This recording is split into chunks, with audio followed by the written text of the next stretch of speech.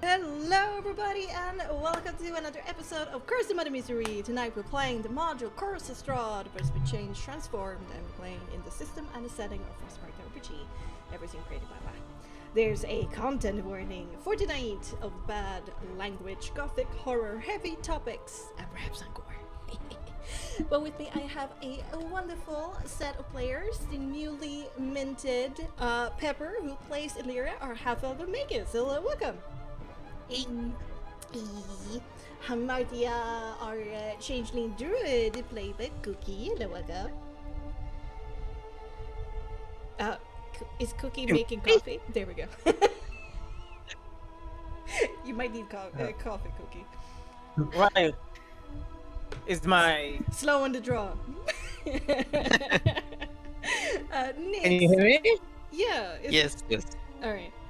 Nick so the study at TV Bar, played by Adriana. Hello, welcome. I'm here. You're here. And certainly not the shortest. Surge of Chaos, our undead paladin, played by Hello, welcome. Hello. What happened last time, gang? I will tell you exactly what happened last time, gang. Serious time. Team Trauma nails down the details of splitting the party, and Nix assumes the guise of Cato whilst recommending Sophia for Hamartia. The Haglet is quickly coached into behaving like the young Vistana ally of the party, and you perform your final farewells, whilst Jifkos, Aleia, and Iria successfully sneak away from the raven-infested woods. Who's Ka? Cato. Cato Nix and Sophia Martia. Yes. Shit. Cato we have to read it twice. Sense of Martia approached the two, quite oblivious were Raven Guard. Getting through turns out to be quite easy for the two tricks of the party, and in the process you learn that the news of Team Trauma took the pool camp.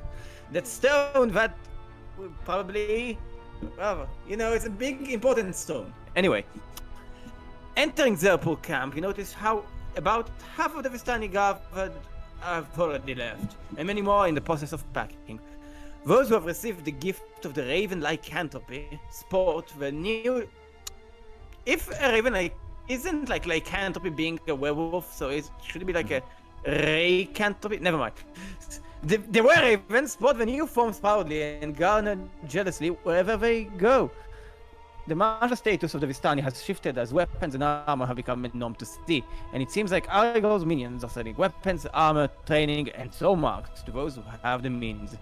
As Nix and Amatia steer towards the healer's tent, the majority of the Vistani get called for a meeting, and we both agree, but we cannot ignore this event. Meanwhile, Jivkos, Zelia, and Irius have made it safe to back onto the Zvalich road, some distance away from the cross, and over time they steadily make their way west and then north, skirting along the edge of Mount Gakis Mount Gakis mountain complex. Holy shit. Tongue twisters. Okay. Yeah. The three are quiet and focused, occupied with mulling heavy thoughts over and remaining hyper-vigilant of danger. Misfortune strikes once more as a wolf pack led by two undead direwolves come barreling through the trees towards the reduced Team Trauma. This time, however, we're not surprised. Aleia activates her OP Sunsword. Jifko steps forward to be the party's shield, and Nereus crackles thunderous lightning all over the battlefield. Soon, we realize that the wolves are not targeting our flesh, but rather equipment. With weird radiant always from the lightsaber, extra heavy smites, and unlimited power! The woven pack gets steadily obliterated. Still, we do manage to destroy Jivkos' backpack, and we attempt to run away with random items. Thankfully, none managed to run away with any of those items. We quickly gather ourselves and talk about the implications of what just transpired. Meanwhile, Aleia sends a message of warning to Nix as he and Hamartia gather with the rest of the Vistani along the Zer Lake shore. On their way, we see how the original campfire of Modern Eva is gone, along with the personal tents of the Vistani that camped there, and is replaced by a tent mansion belonging to Arigov, that little fucker. At the shore, Kanix and Sofmartia take care to hang back and not be noticed, to not be suspicious by their counterparts in the crowd and those who who could recognize them. When Arigal begins his speech, a silly amount of propaganda is spent, as expected, basically throwing massive amounts of dirt on Team Trauma and twisting recent events for Arigal's benefit. The consequences are Team Trauma's exile from the Vistani camps. The Vistani loyal to Arigal should sabotage and report Team Trauma wherever possible, and how the Vistani must bring back more blood and food to the valley by using their new gifts against larger communities in Karnas. As the naval groups of Vistani gets chosen to become Raven, Karniks and Martia retreat. While potions and the third healer kits seem too hard to get their hands on, two overpriced kits are successfully purchased. You manage to get out of the caravan notice and take care to travel slowly to avoid the gaze of the patrolling ravens.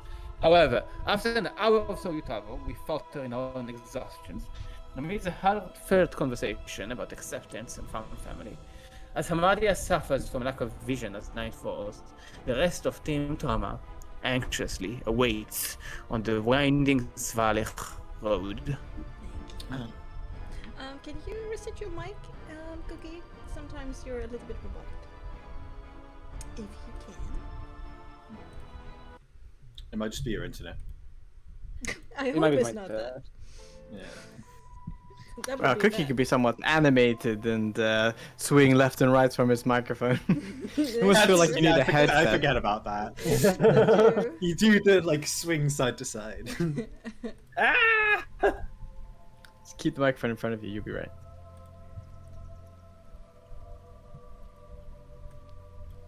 Alright, let's get back into it.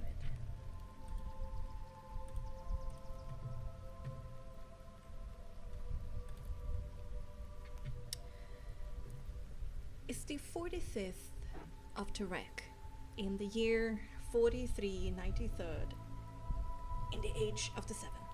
And we're coming upon the end of this year. Soon, frost and snow will linger on the ground, even in the lowlands of the Valley of Barovia, deep within the Balanock Mountains and on the island of Domakan. We're also at the end of the day. Sunset has come and gone, and at this point most Barovians have retreated to their meager feasts in their crumbling settlements.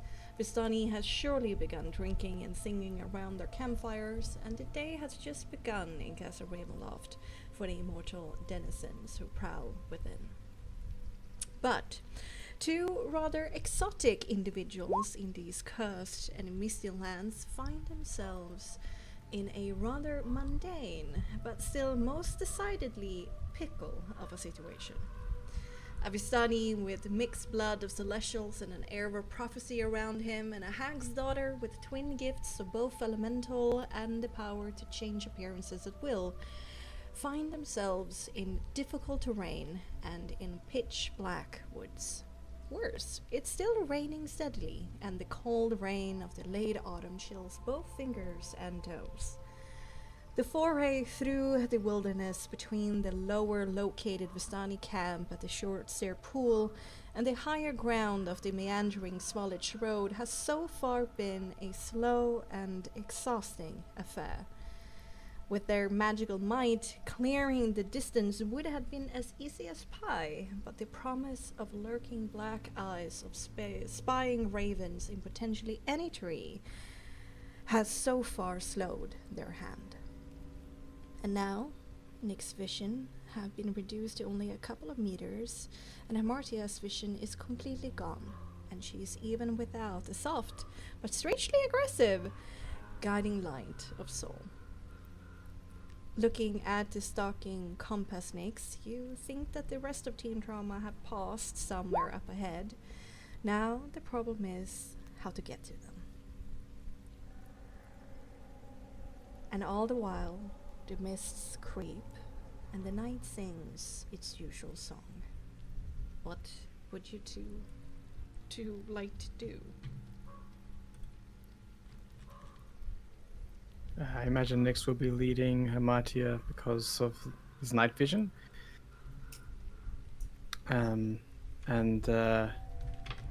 He calls back. If Hamatia is fumbling around in the dark, Nyx will say, Hamatir, reach out your hand. Yes, Mattia very weirdly sends out her hand. And then Nyx will put his tail in her hand. Well, that's not your hand. No, it's not. Is that your tail? I never touched your tail before. Oh, it's weird. Okay. It's just a tail. It's not anything creepy, I swear. Just hold on tight. And Okay. I'll try and get us towards where the others are. Hamakia will actually wrap the tail around her hand as he will rope to get a better grip. Okay. And that's be led. She'll task next.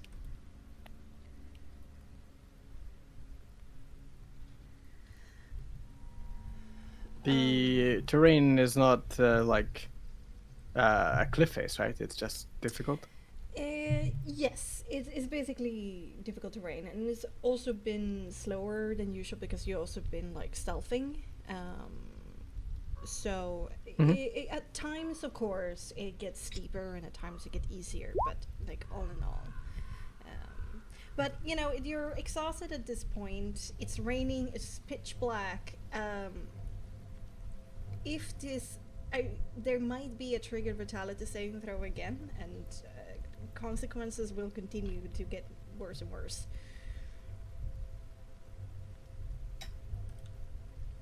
All right. I don't think we have any exhaustion right now, unless you're saying that You do. we will incur. Oh, we do have exhaustion one. You have one level of exhaustion from last time because you already failed one vitality saving throw. And the compass doesn't tell exactly the distance.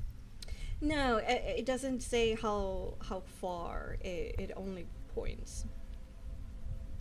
But the needle has been, when you've been looking at it over time, the needle has been slowly moving, but now it is fixed.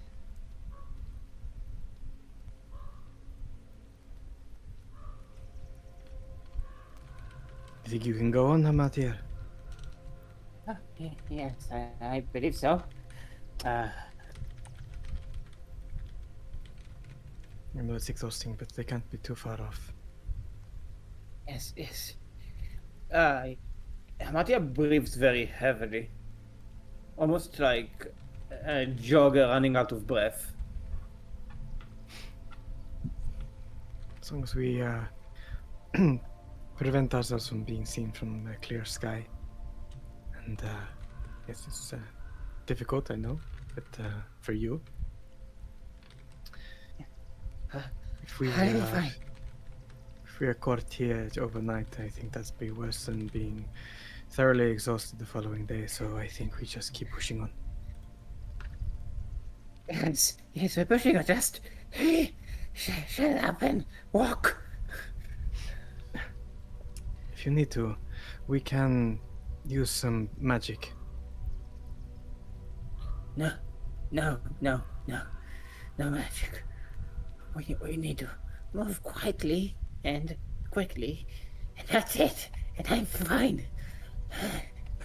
I meant that you could, like, maybe use the stone, and you can hold onto my tail as a ways of like I can treat you like a balloon, so it's less that I'm dragging you, and you could perhaps not incur so much issue for you. That sounds like a gross misuse of this stone and what it represents, but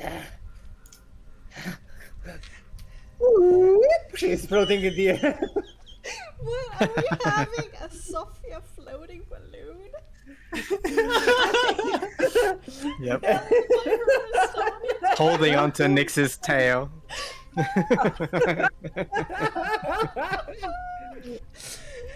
Legendary stone, balloon time. Okay. You bring out the smooth gray to brown Jesper stone in your hand, and You hear that sound of like background wind, like that white noise, and you feel like it like lowers in pitch, almost as if it's sighing in frustration. But with a bit of a inner glow of light, the spell is indeed cast with whatever mystical energies you can find within, and indeed you float. Oh god, this picture in my head. It is rather uncomfortable, Nyx, to get tugged like that. He's used to it. Okay. It's just, compounded effect onto your, frustration, Have you guys given up stealth at this point, or you still want to do this? No, we're still like going like next keeping as best as I can on the canopies as he's getting into range, but we're trying to be underneath canopies and not having, full sky above us where possible, and yeah, hearing, like listening out for any fluttering of wings or flaps of, like from a bat or from a raven's perspective. Yeah. Okay. It's slow going. Slow going indeed. Okay. We will have to do first of all then a.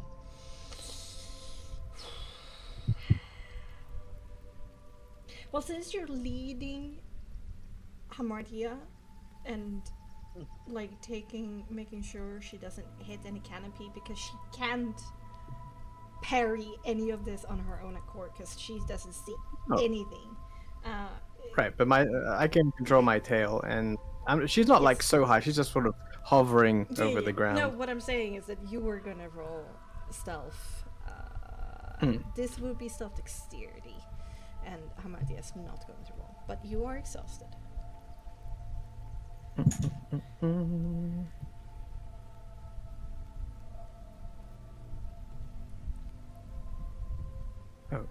Oops.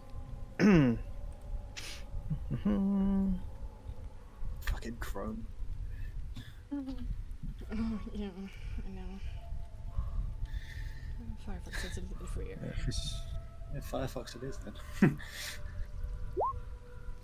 15. So far, you don't hear any loud squawking or any loud fluttering of wings going to report anything. But who knows? They can also just see you and be stealthy about it themselves. It is not disastrous, though. You're pretty sure. There's not a big tumble where you fall down a gravelly or wet and slick mud slope, or Hamartia crashes into any specific bush in a catastrophic manner. Okay, then let's do, for the difficult terrain, let's do a survival cunning for the next leg of this journey. Leg.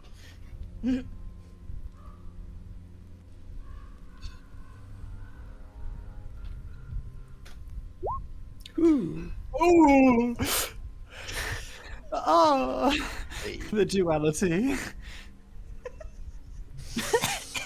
Okay.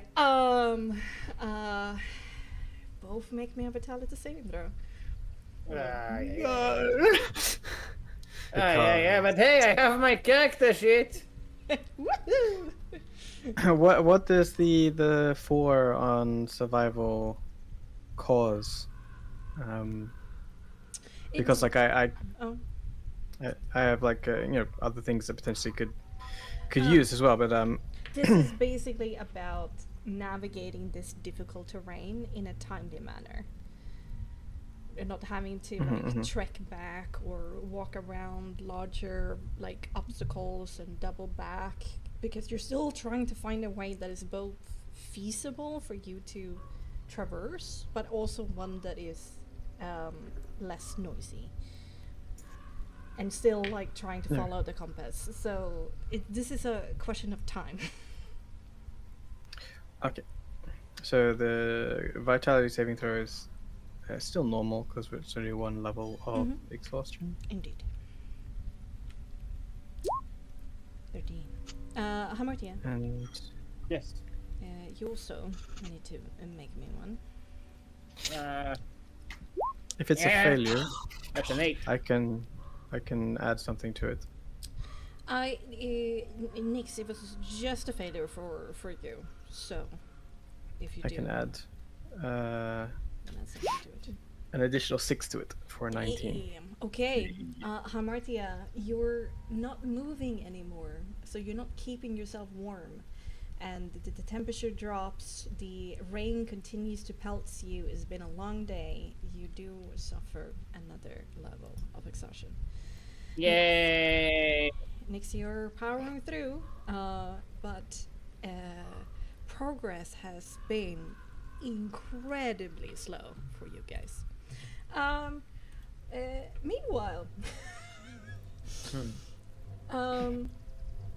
a dwarven wizard brought back from the brink of death an undead minotaur knight and a reluctant soldier with nobility and a reincarnated soul seek shelter from the rain together underneath a cluster of pine trees, a stone toss away from said Swallowed Road.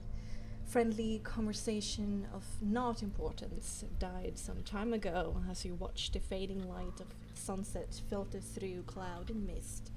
But now, as darkness has truly fallen, and a little bit longer than that, worry begin to rise in the pit of your stomachs. What if something happened? Why aren't they back?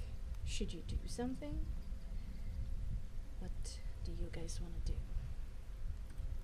I think you can see Illyria's kind of nervously fiddling with her belt and her stuff as she kind of keeps looking towards the direction where they should be and appearing at any moment. And then kind of giving worrying looks over to Nuskov. Yevkos is just sort of making sure that the cape around his sort of shoulders is mainly covering up, so he's not getting too wet, but it isn't making much of a difference. And he seems to get, over the next sort of half an hour, similarly worried, and he just goes, "You should be back by now." We look for them. That may very well be a course of action that we should take, as, well, they might have encountered something after we have, and after we sent that communication. Have we ever talked like this? If something Is would have there- happened, perhaps we would have seen some kind of magic over the tree line, perhaps. Noise, But something. if something happened within the Rissana camp, what are we going to do about it? We Perhaps have to do something. you can send them another message. Yes, I think at this point it's worth the risk, is it not? If there is no reply, then we shall immediately begin a search. I need to Yes. ask Pepper, did you still have sending, or did we just follow? Do you? Yeah, please. I do have sending, no Hey, worries. that's I all. have sending. Okay, good. I just realized. Should have asked. Yes. She kind of goes in herself and touches the back of her hand with the soul mark as she focuses. And she's going to cast Sending to Nyx. And she's going to say, Nyx, where are you? Are you okay? We're looking for you. Can we help you? You hear back. We're somewhere nearby. The terrain is causing some troubles to find the perfect way towards the road. the compass is still working, and Amatir is floating to save her energy. If you could... Mm, no. We'll be there soon. Everything's fine. Irius and Jukos looks at Lyria. Like waiting. He didn't sound too great. They seem somewhat exhausted. They said they're not too far away, but he said he will be here soon. I could send out my raven. Have it has a better vantage look and should be hopefully conspicuous enough here. It would be a good idea, as I believe we should try, and if they are exhausted in this weather, that is not good for them physically, and we do not need to be falling ill at this time. I agree. And she's going to pull out the silver raven figurine. It's a long time ago. You He just seems a little really like good. confused. Like, Yeah. what is this? Irius Like- too. Like what? Okay. She's going to place it kind of down and have it turn into a raven. Alright. And it can understand my languages. It obeys my commands. And I can cast a little messenger through it.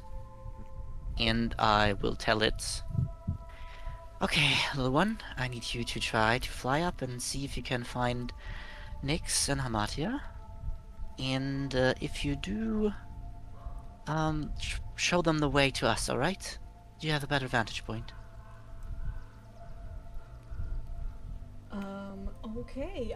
It jumps around, chirps a little bit, then does this kind of sweeping bow with his wing, a military kind of salute, and then it goes flying off. It is indeed. It looks like a raven of flesh and bone, but instead of having that shimmer of a raven's wing that turns towards green and purples, this one definitely shimmers instead towards silver. Also, do make me a soul check for that sending. Yes, that's true. Do an attack. This is such a bad idea. course, Nyx just and kinda Hamatia looks are them, hiding from ravens. Yeah. Yes, but this one will give like I have cast animal measure, so it will like say my voice once it sees you. If it sees us, because we're hiding. That's Yeah. fair. That's fair. That's fair. I guess. Still, you Well, know. let's find out what happens. Yes. Soul check is just spell casting. Yes. Oh god. Yes, spell attack. I think it's like a plus 7, I assume. 14. Alright. Sending is level 3 or level 2? Level 2. Level 3. Level 3, DV15. Damn, I thought it was level 1. Fuck. Nope. Nope, I cannot. Right. There we go. My first roll. Are you guys excited? Dum, Yeah! drum roll. Oh, Yeah! That's Alright. good. Uh, Success. Okay, success. You control the souls in your hand, and they're brought back into your soul mark. Okay. Arius strokes his beard and goes, "Well, at least maybe it could be much worse. I guess we gotta hunker down and hope to get there." Yeah, I mean, we can still also move out a bit and try to see them if we want to. That's true. I've been walking around Perhaps. in these woods for quite some time. I could be of assistance. Yes.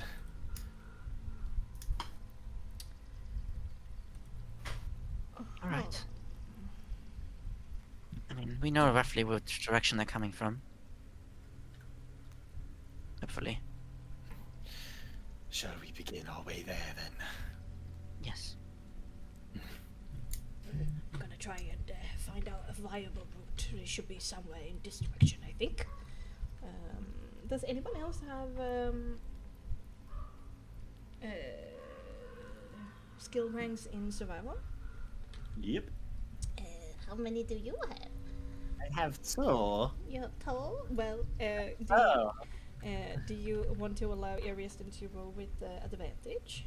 Yes, I do, because I believe he is more intelligent and cunning than me. It's not hard.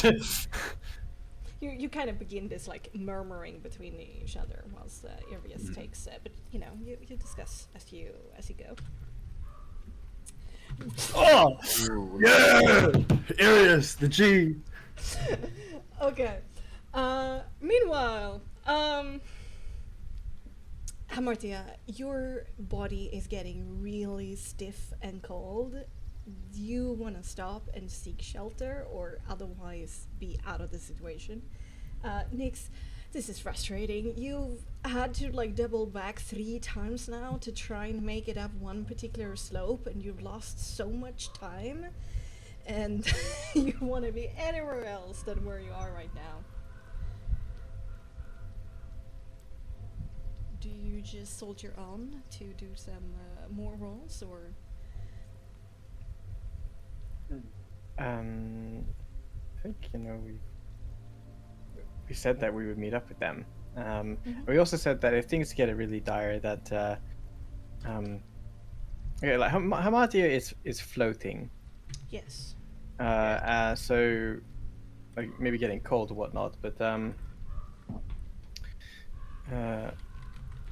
Nyx, if it gets too much, Nyx can also fly. Oh, that's true. I forgot that. Do you... And yeah, I think like if we get into the point where we're going around, like trying to find a way past like an outcropping or like a steeper part of it, and not really finding any real passageway through without significantly doubling back again, I think Nyx would say, "I think it's time, Amatir. Hold on." And he will cast fly on himself, but not fly up into the sky as much as float over like maybe I don't know, 10 centimeters off the ground, just like go up and around like basically no problem. What problem? Yeah, I accidentally I was on Twitch and it was a DJ there. I had it clicked on my stream manager. We just heard some toads on the stream. Okay.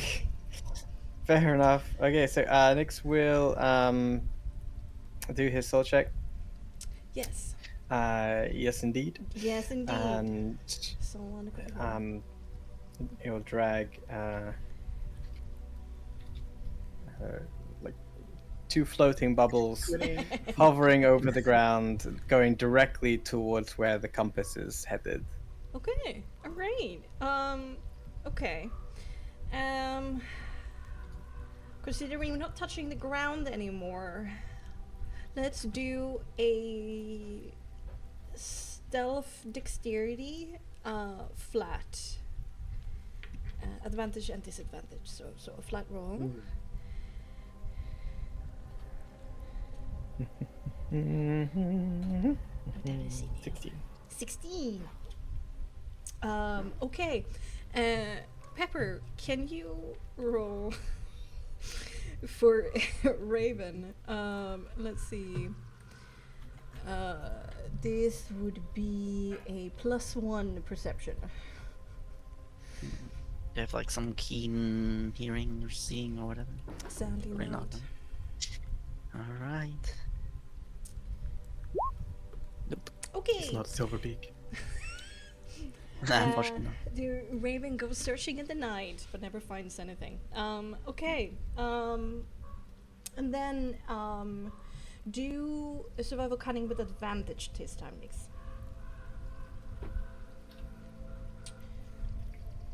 So straight, bro. Because of exhaustion. Right? No, because of the fly, it's so negated at this point that it becomes way more trifling, like less trifling. So this would Nice. be super mega advantage. Yeah. Huge. So good that it overpowers. No. Marc. Yeah. Okay. I did not think so. But it's not only about like the ground, it's also about like moving between branches and stuff like that. It's not like last time where you have to double back a lot, but it's like still like a slow approach and things are looking very, very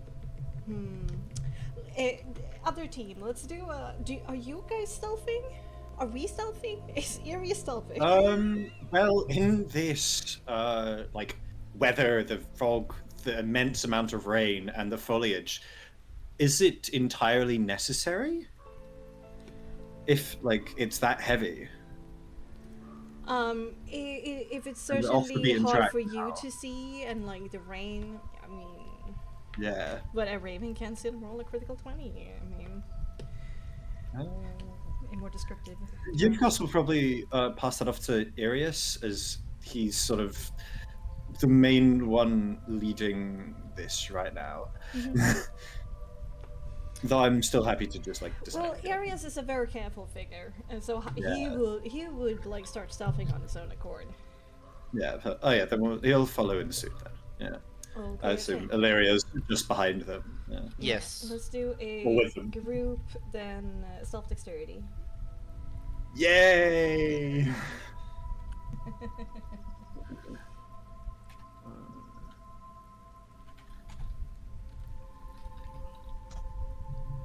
Fucking 14. 21. 21. 11. Okay. Amarty and Nix, make me a perception composure.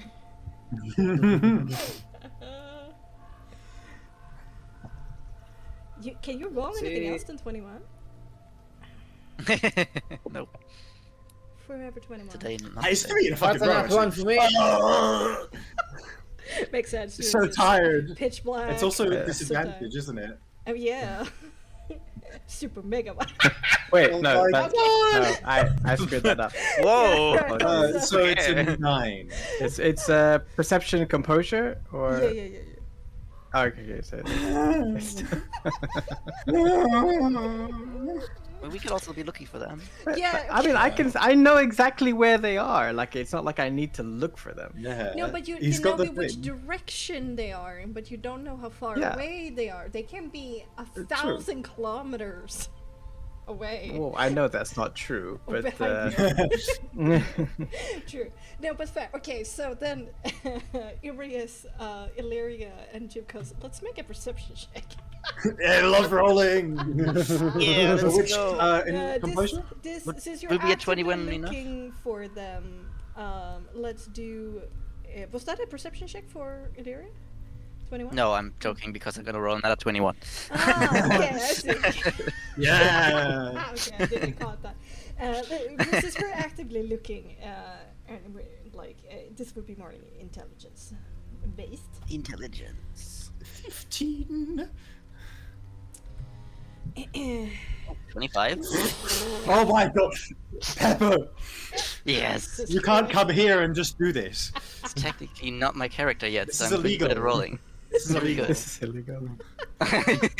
You getting put behind bars. Reach Yes, out with yes. your heart.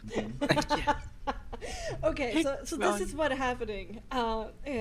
Slowly, Nyx and Amortia continues trying to like dodge bush and branch, and slowly at the same time, the other in Pink Panther like kind of theme is sneaking towards them, kinda. And at some point, you two kind of converge paths, and whilst Nyx and Amartia is completely clueless of your approach, you see indeed a purple pompadour between the branches of a tree in area. Yeah, I think she is immediately going to start rushing a bit, then stopping in her pace because she doesn't want to be too loud, and then looking to the others and say, over there, look! And she's trying to make herself known and walking towards, I guess not make herself known, she's gonna walk towards Nyx.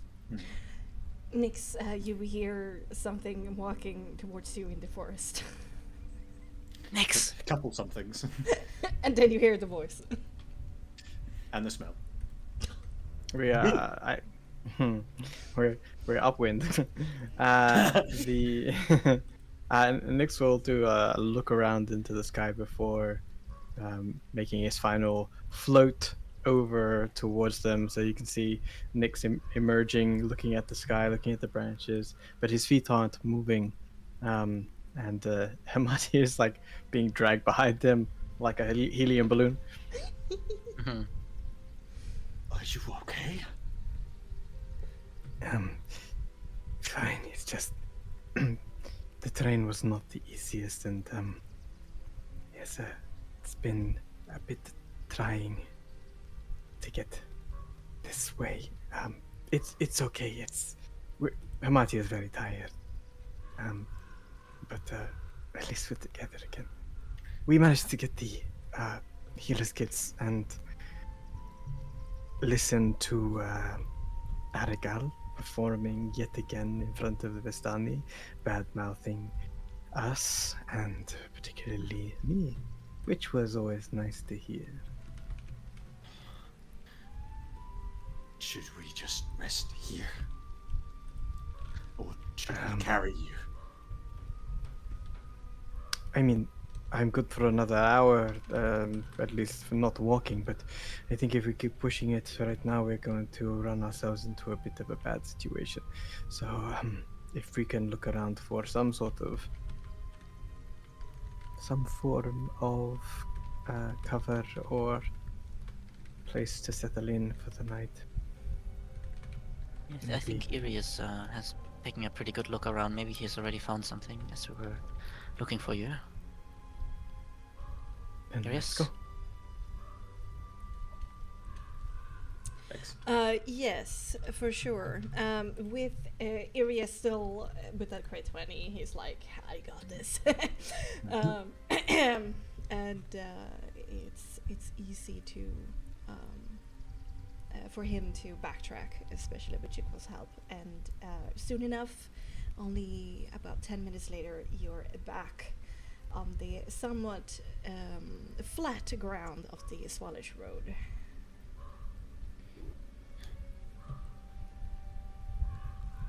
Are you We're too looking for sure that, yeah. you do need to be carried? We'll be fine. Just we got what we went for. It's okay. We'll make That's it. good. Let us find a place to rest then. Yes. Next nods. Between everybody in the party, knowing especially the area around the Swallish Road, when it comes to Hamati and Jibkos and Nyx, it is easy for you guys to find a good enough camping spot before the night. Just a ways into the forest. Illyria will let Nyx and Amatia know that, just so you know, I've activated my Raven, just in case it can help looking around.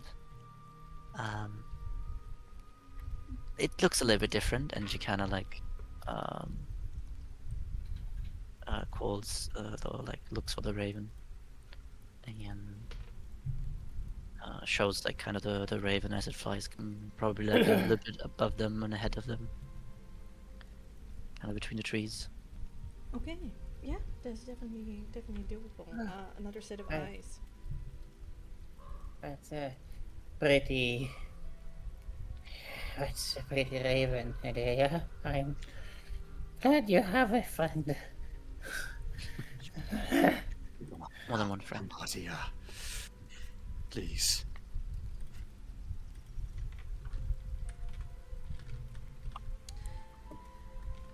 Well, hopefully, we will get a calm night so we can replenish our energy. And with the healer's kit, so hopefully we should be all ready for another trek in the wilderness in the morning, But you two should rest and not take a watch tonight, I believe. You seem much more tired. Harder than expected, but we had to do something, right? Indeed, it is worth it, I do agree.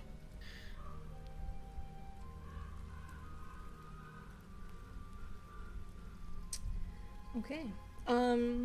You eat some quick rations, quickly set up your tents and the campfire to get warmth back into your fingertips and frozen toes, and to get dry and warm.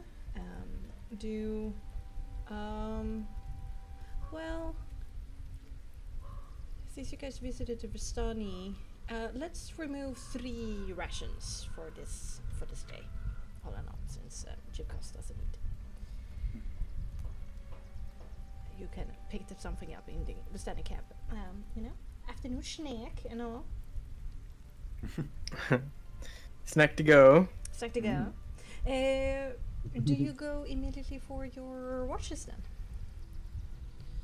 And the night early? If anyone is needing any sort of medical attention, Yevkos would volunteer to help out, especially with these 2.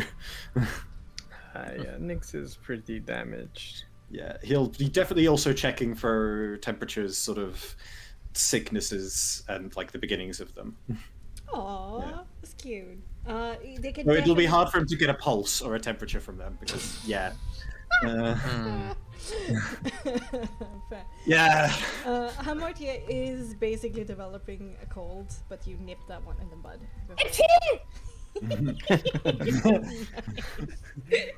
I'm fine. It's Lay down. how. Just rest and stay warm. And eat your food. Okay. She is blanketing in her cloak as much as she can. She looks like a giant. Like a giant sack of I don't know what. Like a cocoon. Softly shivering. Jivkos, Irius laughs. Remind me of Kaithor. Then and there. What? Sorry. Just a knight of my own that I traveled with. Kaithor of the Argent Purifies. You sounded The quite like him. well, I hope that is a good thing. It is. It is. Very much so.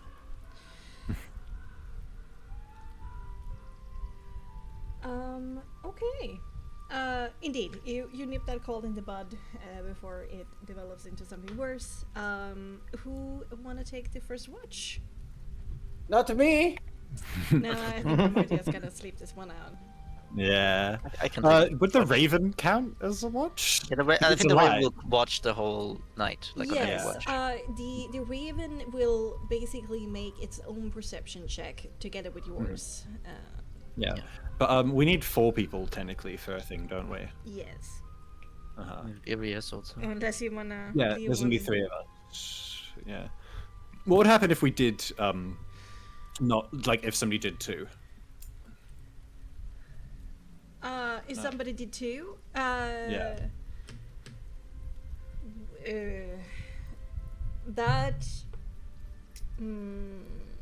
would, depending upon what you would do the day afterwards, would run the risk of suffering exhaustion. But it's only like the loss of like a couple of hours of sleep, so it's like if something strenuous happens, like you're more vulnerable to exhaustion. Yevkos Like would only 3 volunteer. because Yeah. we don't let the 2 that are exhausted watch, or what's? Yevkos would volunteer to take first and last watch. Okay. Alright. Alright. Okay. Nyx can still take a watch. I mean, Yeah. Exhaustion He's will citing his still clear. undead fortitude. Yeah, I know. You don't have to push it because otherwise you'll get not the full rest, right? Yeah, and then if we're all exhausted next watch, it's gonna be the same problem again. That's true. It's also Right. not a full rest, Nix will it's just a short rest. take the last because he only had one level of exhaustion. Yeah. Okay. Okay. Okay, so he seemed tired but not exhausted. All right, perfect. Yeah. Hamati is the one who's like. Hamati's you know, fucked. fucked, You yeah. hear distant. He is down. She is, as a disturbed person once said, down with the sickness. Yeah. Actually, as a thing, you of course will do a thing where you get hot embers, but they're not hot enough that they catch fire to stuff, and you put them underneath where somebody's sleeping, and it helps keep them warm. And it does, like, you know, it's a survival thing. It's quite cool, actually. Yeah, super cool. Yeah. Super And you'll cool. put some underneath there. Yeah. Okay. That's very nice. Yeah. Definitely helps. Okay, so first watch, then Jukos. Perfect. Perception. Indeed. or Composure. Oh, composure, yes. Both C's. I'll roll That is for the an Raven. 11. Yes, please. +1 for the Raven. It's not 11. Yeah. Okay. Rain. Huh. Okay. Jukos, what do you do during your watch? At the beginning, he'd be looking over his ruined pack just to sort of gauge how fucked up it is, and like whether it's something that can be fixed by them or something that they might have to go see somebody about to get fixed. Like, just how destructive, like, what are the gaps, and also like the wideness, how much material was lost, yada yada. Yeah. It was basically exact damage. So there was not like any surplus damage. So I would say at this, it is actually a pretty clean cut, but it's long because everything spilled out, right? Yeah. But the two straps were still on your body. It's just basically at the bottom. There's this huge gash. So if you got sturdy enough thread, it is probably doable. Like the suture from a I would medicine like to kit. remind you at this point that you have a professional weaver in your party.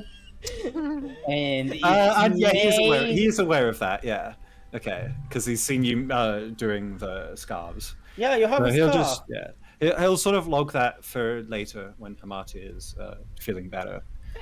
But then for the rest of it, he'll take care to obviously keep an eye out, predominantly above and like his ears for around, but he will like be every so often, like I'd say sort of every half hour of his shift, so a couple of times, be checking on the two exhausted people carefully, and like ensuring that they're sleeping well and staying warm.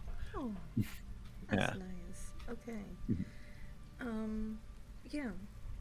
You do move from time to time, checking on them.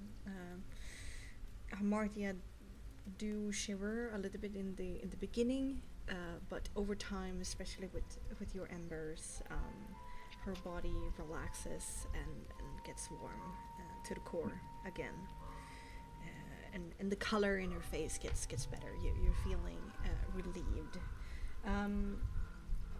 About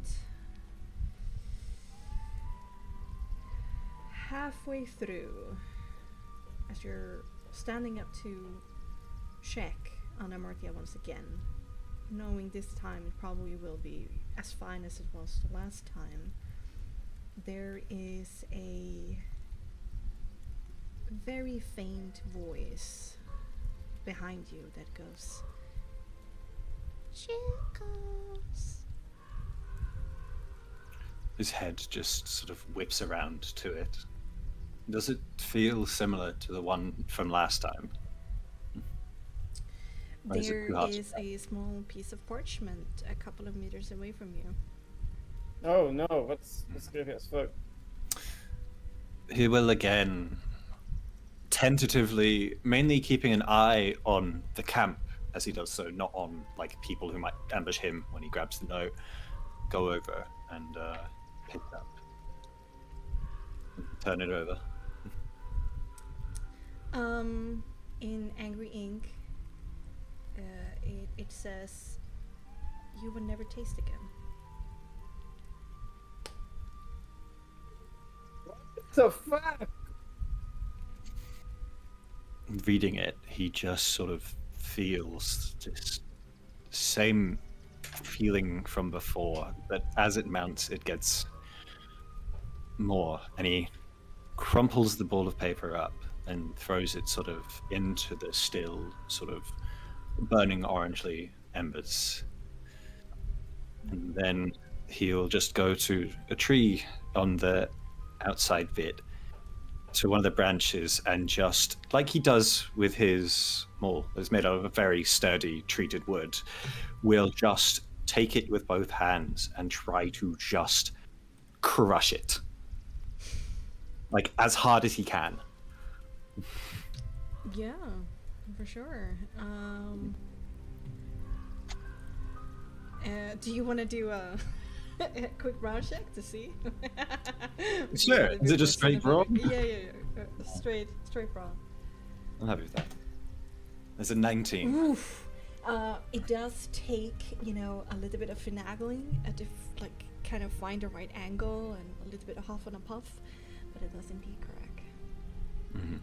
And once he just sort of gets it off the tree, he will go back to where he was and just continue to basically crush it under his hand, but also dig his claws in. And this is beyond what a normal human can do, because obviously then beyond a certain amount it will start to hurt and do damage to yourself. He will just continue, and even his claws digging in, probably blood starting to come through. Oh my god. Not even blood, as always. It's just this tar. And he'll just sort of be doing that subconsciously just to quell what he's thinking. To feel anything at all. Okay. You forget to check on Hamarti and Nyx for the rest of the watch, but you do wake yourself a little bit from your stupor. Perhaps your watch went over time slightly, but your time is done. When he sort of realizes that, he'll look down at the log and look at sort of every single joint in his claws, and they're all sort of blistered open almost, and the ends of his claws are almost carved down, so the ends of them is exposed sort of flesh underneath. And he will quietly place the log that he's been doing that to in the pile and wait for his stuff to piece it back together before he goes to wake Illyria. Critical sinew reattaches, some semblance of taut, far too thin. Doesn't cover well, but attempts to cover. I'll just sort of be watching it reappear, and then Half the fur grows.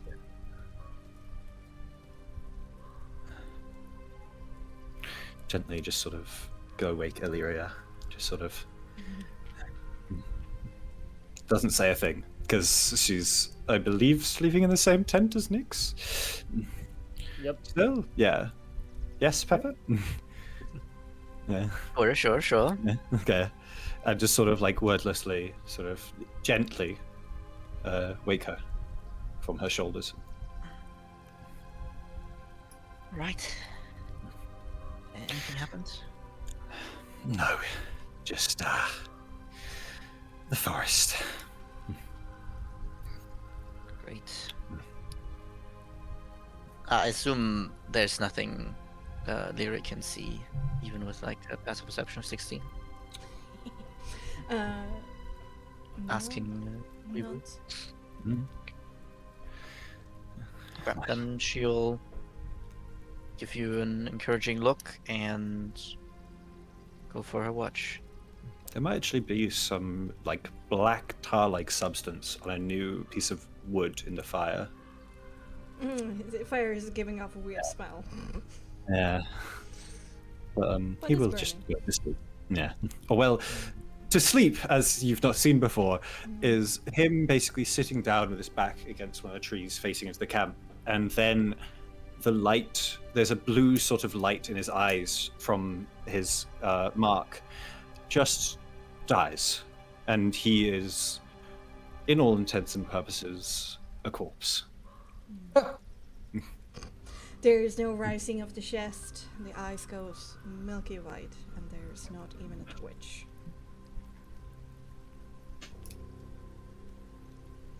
I think Illyria sitting down and noticing this log. Maybe like using another stick to kind of push it to get a better look at it. And we'll remember that as she does her watch. It says at the top of the screen. Yes, Illyria yes. doesn't Illyria will remember.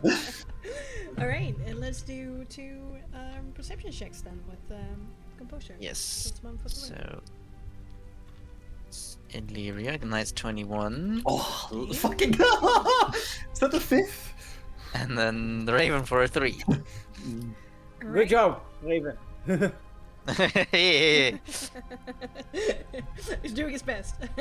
Yes, Sometimes you can like see the head kind of like dripping. And going Maybe I'm underneath like his wing. distracting the Raven by like having it come over sometimes. Alright.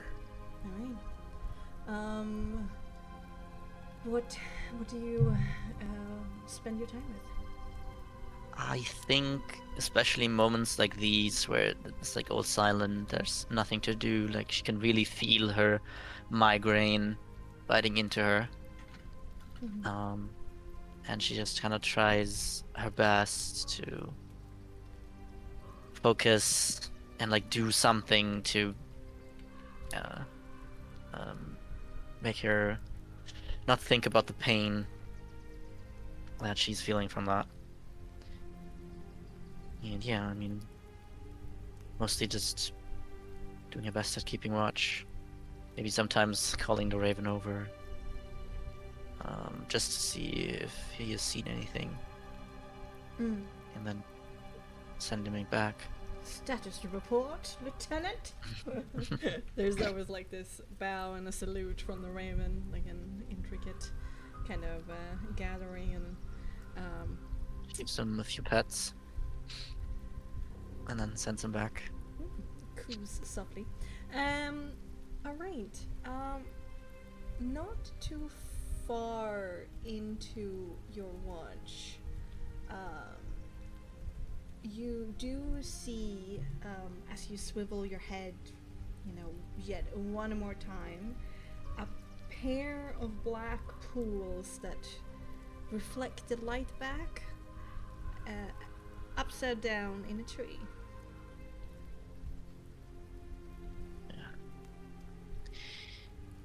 I don't think she'll hesitate and I'll try to shoot this thing down. Okay, make a quick attack roll. Yes. Firebolt. That's a 27 to hit. What the hell, Pepper? I'm telling you, it's not my character yet.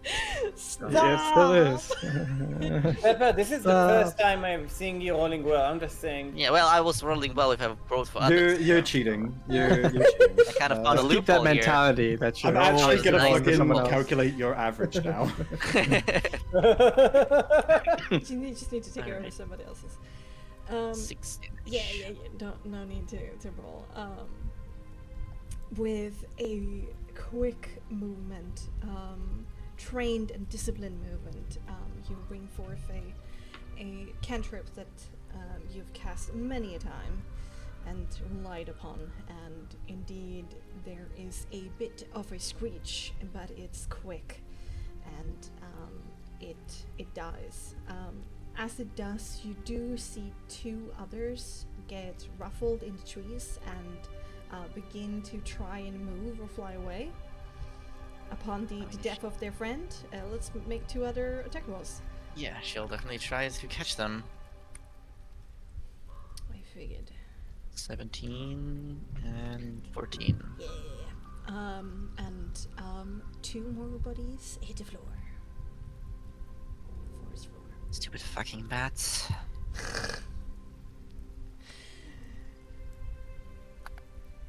You take care to look around for any other movement or eyes. Do you think you're fine?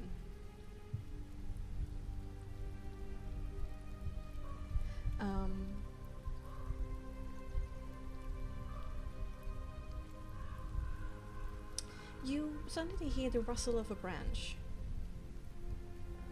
Somewhere to the right. She'll immediately react kind of one hand for a spell and the other on her weapon as she turns. Nothing you can see.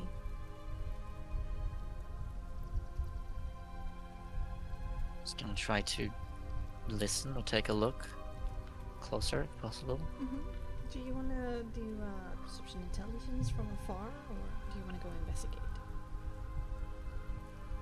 I think she'll start with perception and intelligence. Okay. But remember, because it's a mental roll, we gotta keep the lowest. Yeah, you're fucked. Come on, I believe in It's you. not worked.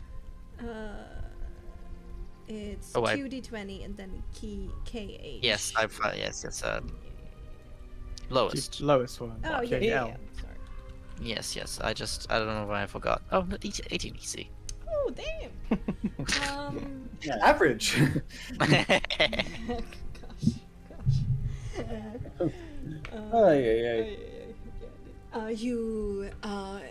You stare intensely into that fading circle of light where your vision stops or is otherwise obstructed by natural structures of the forest and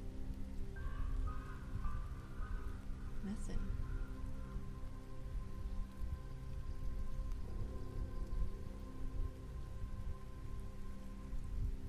How far away is it? Roughly?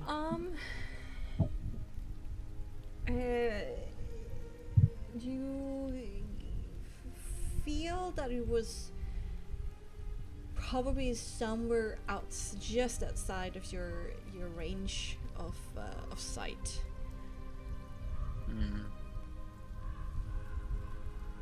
I think she will both get the raven's attention to kind of fly towards that, and herself. She's not gonna move far from the camp, but maybe 10 feet, so she can increase her range of vision. And have the raven fly over there where she saw the movement, all the way.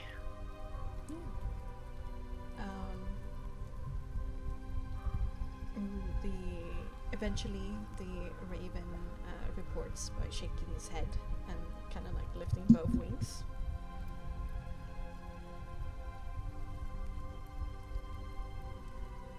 I think she's going to sit back down, but staying as alert as possible, and kind of orders the raven to stay in that range where the thing was, and just be able to report back. At this time, I'm pretty sure that there is a little bit of frustration that rises within Illyria because the night before,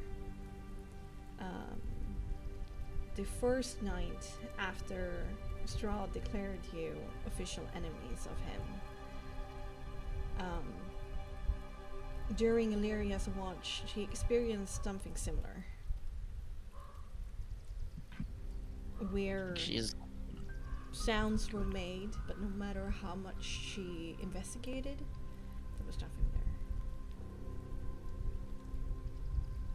I think she is quite frustrated.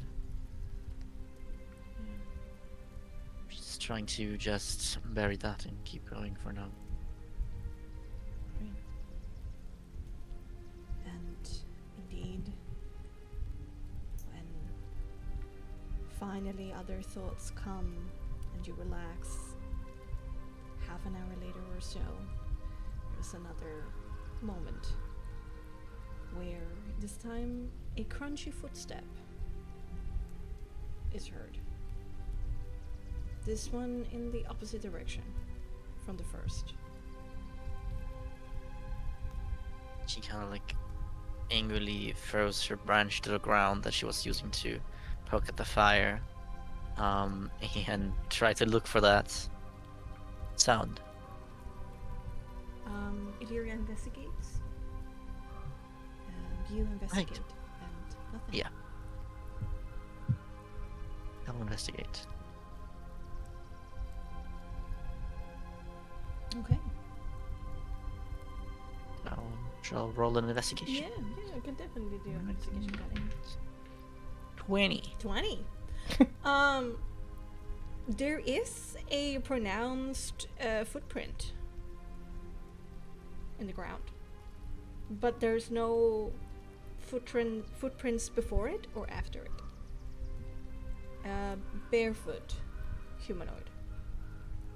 Barefoot humanoid. Is there like any, idea from like size? Is it like It's not big person or like a yeah, Bigfoot? It's not a particularly like small or large. Okay. It is frustratingly normal. I think she's just going to say under her breath as she's standing in front of this. You can just stop this shit. It's just annoying. She's trying to see if anything reacts or is anything, I don't know, any other sounds. You're pretty sure a stone was thrown? This time in the other direction.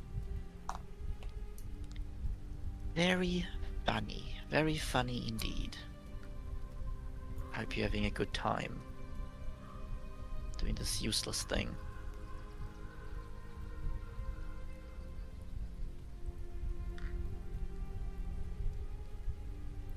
Is can she like do some sort of cold check to like, I don't know, get any idea of what kind of magic that could be? Is like someone invisible, or is there like spells that could create that? Sure. Yeah. Let's do intelligence. Spell intelligence. Ugh. Okay. Okay. The average gonna be lower than 18. What? That didn't roll, I think. I forgot the one, yes. Yeah. It's a 7. It's the same. Oh no! Not your average. I mean, And the bio. there are gone down. certainly illusion spells and stuff like that, but I think range is usually pretty limited, and it would have to be no verbal components. I Or think range she is very large. will.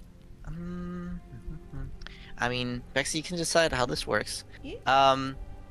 Yes, if there was like a sound, like if there's like another sound, or if this was like shortly after and she realizes this quickly, she would try to just like have pull her rapier and do like a swing around and use deny magic, Oh. which gives her like the spell magic. A soul Right. gift basically. Wait, She's they just had like she's that? just What like the fuck? No, soul gift. Pepper have been able to edit the character sheet a bit. Well, I mean, soul gifts you can change on level up anyway, yeah, so yeah. like, I didn't change too much. Nah. I just got like a new soul gift. The basically. core of Lear is still the same. Yeah. So yeah, I have the soul gift and eye magic, which like you do an attack and you bring out the dispel magic of the attack. I know like in combat it might be a little bit different to this, since I'm not sure if I can really hit anything. But this spell magic basically like has like a big range, so I don't know how you wanna take that. You wanna rule that? Very interesting, for sure.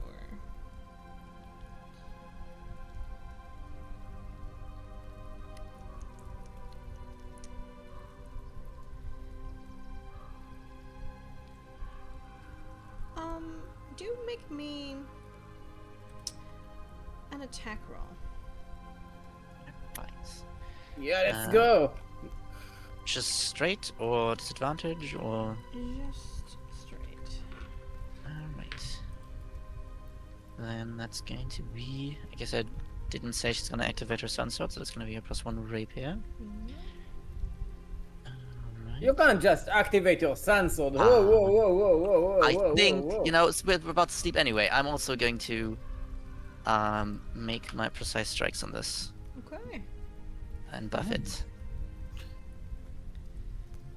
That's 16. Nice. That's insane. Holy shit. I mean, let Pepper have one good day before his rolls come through, you know? I mean, it was a 2, okay? It's a I don't think it was a and good it's roll. It's more than you've got a +14. Yeah, well, I activated like another little thing that I got. Yeah. I No, think so good. Emilia is the perfect character for you. Even if you roll like shit, you still roll high with Emilia. So many good things I can activate. I like. You swing around. There's a flash of kind of blue light that pulls through the rapier and then kind of rings out in a small bubble around you to try and find any kind of purchase on any errant magical effect around you. And in the end you feel a little bit silly because nothing happens. Gives a big sigh. Puts her weapon back. Right? And defeatedly walks back to the campsite. Nothing happens for a very long time, but just when your watch is about to end, another instance of a sound is heard in a fourth direction.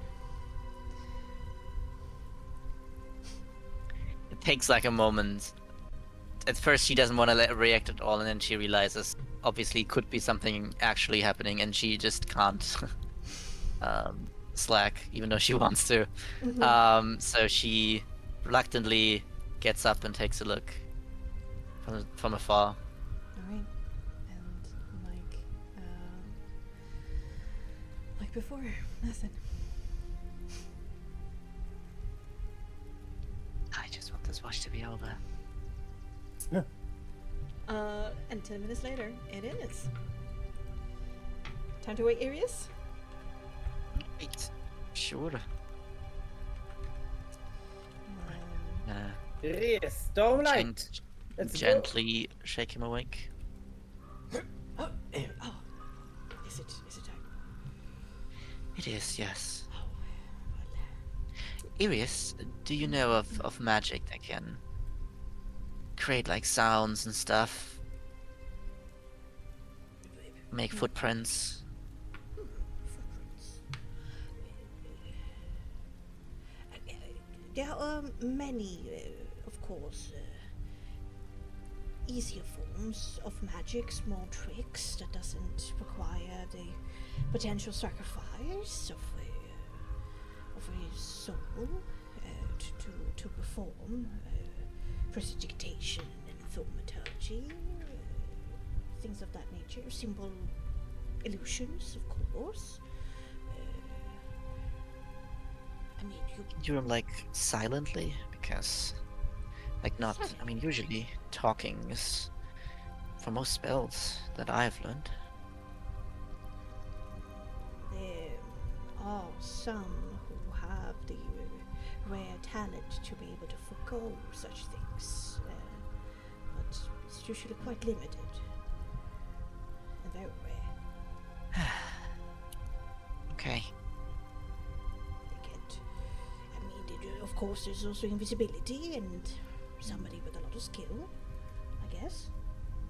Yeah. Maybe it's... Why? Alright. Did something happen? Footprint. I just feel like someone is fucking with me. There's been sounds happening throughout my watches recently, ever since we decided to stand up for what's right. And, well, I am out of my depth on how to deal with that at the moment. That's disconcerting. But there's actually nothing there. I think I usually take a pretty good look, but I've not been able to see anything. Highly unusual. Well, I felt more uneasy as of late. I just can't seem to calm down when I'm alone in the woods. My heart races like a sheen of sweat. Feels like I'm constantly in danger. At least what happened to me yesterday, and the others noted upon it too. That things seemed different. Yeah. Well, let's hope it's not as bad today for you. I hope so too. But hey, you gotta do what you gotta do. She nods. He kind of like pats you, like on your forearm. That's where he reaches. Can't really reach to your shoulder. I'm sure I'll go back to bed. Okay. Arius is going to go through his notes. Keep an eye out with the raven.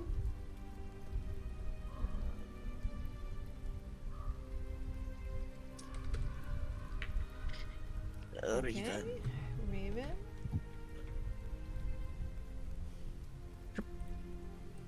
Raven, let's go. Whoa.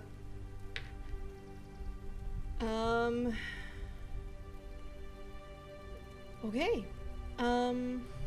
And sometime later, Nyx, you're gently rustled away. It's quite alright. Nothing to report.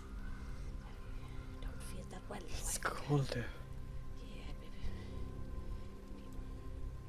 Are you quite alright? Are you sick? No, I'm not sick. Pretty sure it's just feels like a cold night, you know? Oh, but there's a fire out there, lad, so sit close. Morning will come. Anything that I should know about that you were told about by any others? Or is it just a pretty boring night? Well, Lyria said something quite disturbing, that she kept on hearing weird sounds and found a footprint in the forest, but when she investigated it was nothing there. She inquired about different magics that could do such things. And I felt like yesterday, like it was always danger lurking over my shoulder. I had a hard time calming down. Like danger was breathing in my neck all the time. Quite unpleasant. I guess when Strad really is pissed off, he lets you know about it. I think I put 2 and 2 together in the same manner as you, lad. This feels like a consequence. Yes. It was an inevitability, though, Arius, if you ask me. I mean, the moment that Illyria and Asphodel stepped put into the mists, knowing now who Illyria is, this couldn't really have gone any other way. Yeah, well, it could have been more of those weird blood-vomiting vampires instead, anyway, in the forest when Lear was disturbed. I mean, all in all, I would call this a success, no? A success? In what capacity? If we're still alive, we're not attacked, True, we are. still have each other. Yes, in that regard, it is a victory. Yes, yes it is. I do have concerns still, for the instance that Illyria sent a note home, you know, as a bargaining with Strad. That aspect is still looming in terms of its consequence. Don't know exactly what that will specifically do, but I can't imagine anything good if it's in the hands of Strad. Do you have any understanding of how the Protectorate might react? Just as amusing, after all, you're from there, right? Quite so.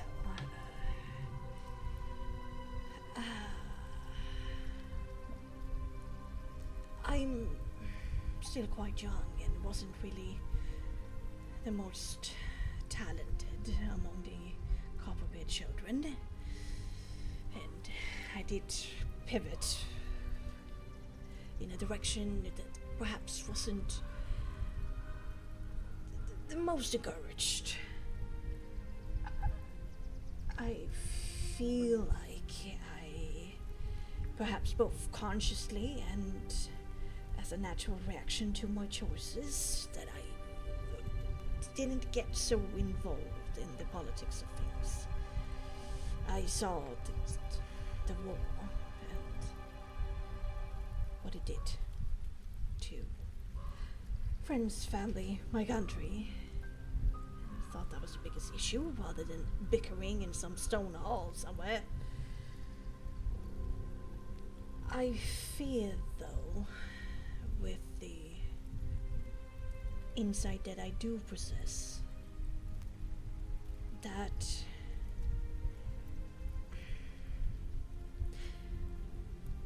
the war between the Protectorates and the Duchess has been rather cold for some time. Still, of course, incursions and smaller struggles do happen at the no man's land between us, and spires do indeed try to cripple us from within from time to time. If the war would resume again, become more destructive, a spell of death and destruction, I fear that they might get desperate enough to try work something out. Perhaps not publicly, but if they've hidden that they knew about his existence here, then I don't think it's without... I don't think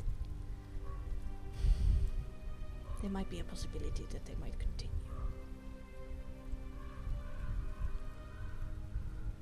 Continue the war.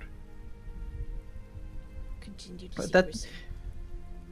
Oh, secrecy. take further steps of trying to gain some kind of advantage with him against the Duchess. Do you think Illyria's message is going to trigger that?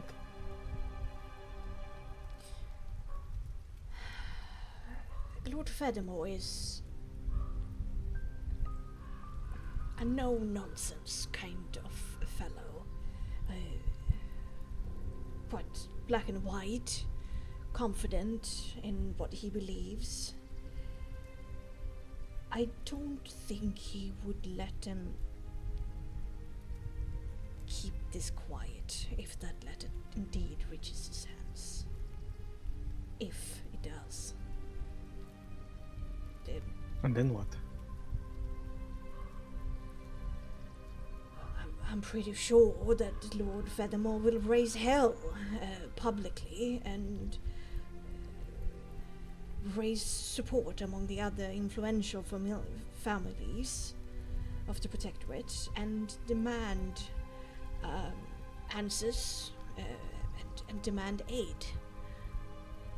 Some kind of restitution of sending their daughter into a situation that they knew to be more dangerous than what they said.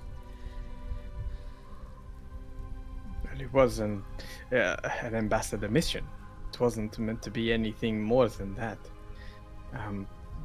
So there is essentially, if I'm putting one and one together, Illyria's message could essentially trigger her father and noble families from the Protectorate to come into the mist and be trapped just the same as we are. Indeed. They were already that mercenary group, was it not? That fat fellow you spoke about. Yes, he was meant to be on a mission coming in search for, I'm not sure for Illyria or just the sake of the area. I can't quite remember. He was a curt fellow. I didn't say too much, but he was certainly from outside the mists, and he came with the purpose of at least being paid to come into the mists. I see. I'm sorry to keep you up. It was just something that was on my mind about what the actual fallout would be should Strahd actually send a message with Illyria's name on it. Considering what's happened recently, I might not be in my right mind, but Sir Nix, I'm starting to get a very disconcerting thought and a feeling in the back of my head that it feels like Sir Asphodel and Lady Illyria almost sacrificial lambs. An experiment. Like a test? Yes, indeed. To send perhaps talented people, but perhaps problematic in their own right, to poke and see what happens.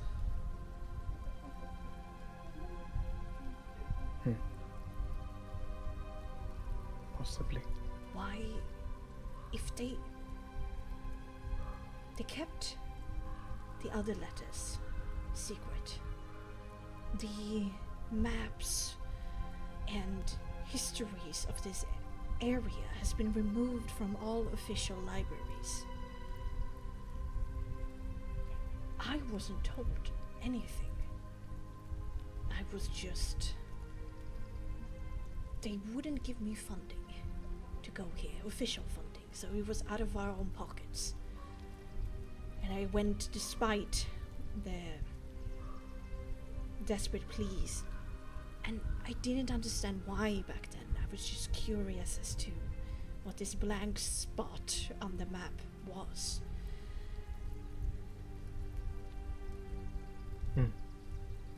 But they couldn't tell Well, now you know. me then why. And then they sent, after I'm gone, they sent her with only one night. That's strange. Very strange. I'm not sure even Strahd expected to discover what Illyria, or even to see Illyria in who she is. I think he was, like just you say, just what happens if we send one and we go from there. Fair enough. Could be. Not sure what we could do about it, but it's just on my mind. I know exactly what it meant for Lyria to be sending such a message. For Strahd, it seemed inconsequential, but now it makes more sense. So thank you. Doing what I can. But good luck out there. Don't let the night wolf bite.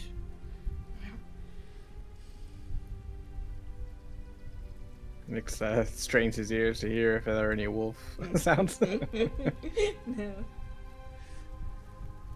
Okay, well, I need to sleep. Take care. And, Sleep well. he rustles into a tent. With, Rustle. Yes, indeed. Okay. What do you wanna do? And roll that perception. Yeah, it's.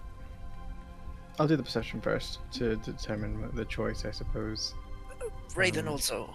Yes, +1. 15. Raven. Raven. Oh, nice. Great.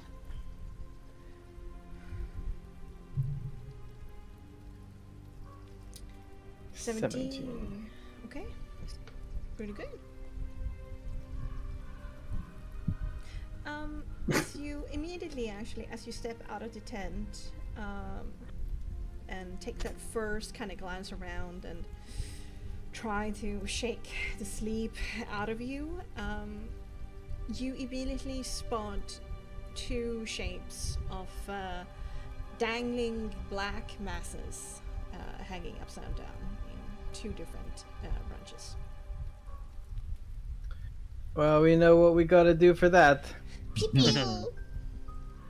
pew pew. Okay, Um, what do you want to do? you'll, I guess, Sacred Flame each of them, Okay. so they will have to make dex saves. Okay. What? A 19? And a 3. Now, one of them ignites in radiant fire. Oh. The other one wouldn't necessarily be wouldn't be disturbed necessarily because there's nothing has happened to it. Well, fair, but it was still like a big light coming down, and his friend didn't die, so it does go flying off into the night, Mm-hmm. Mm-hmm. and then you lose sight of it. Given the eyes and stories from Irius, I think Nyx will, with the roll to help him see, I think he will ritually cast Detect Magic to help him see if there's anything going on around here. Any additional sight, because he's aware that Strahd has abilities for eyes to be seen, to like clairvoyancy, some scrying perhaps. Okay. So he's gonna, double Okay. check that there's nothing beyond the frame of eyesight. Any connection leashes or what have you is also on his mind. If there's any sort of magical entities that are, active or pinging us or locating someone, things like that. Makes sense.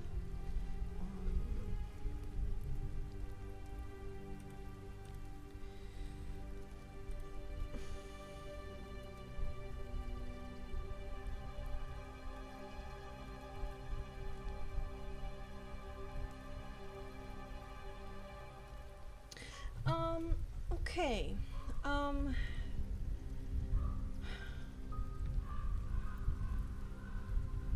Make me also a conjunction to this, a perception check with intelligence. Another one.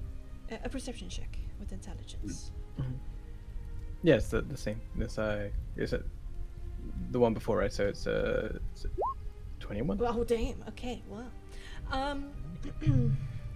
There is beyond the normal sources of magic that is around and on members of the party.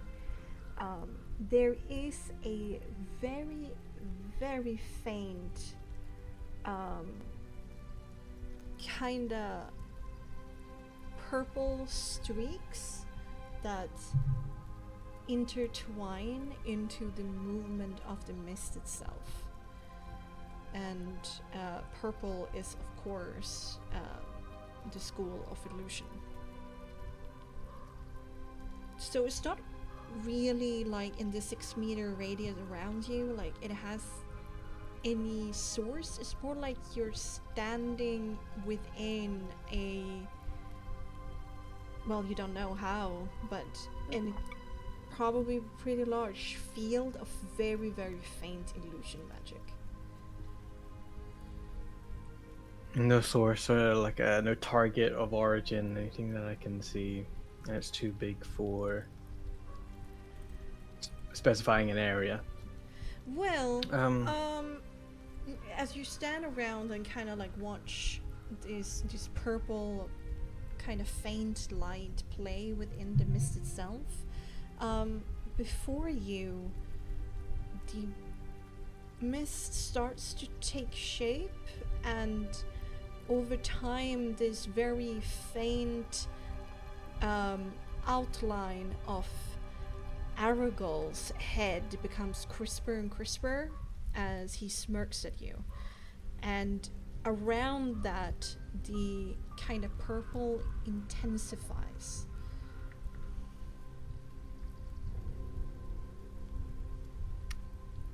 Around the image? Yeah. Do I see like if there is an origin to it, or is it that is the origin?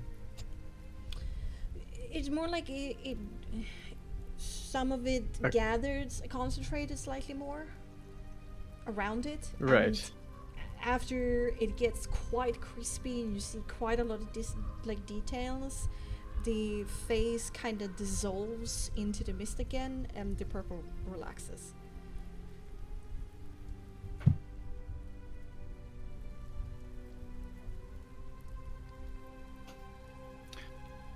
Would Nyx know of a spell that could do this?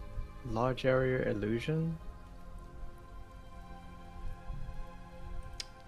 Well, you have traveled around a lot and Madame Eva has been your teacher, so let's do an occult intelligence.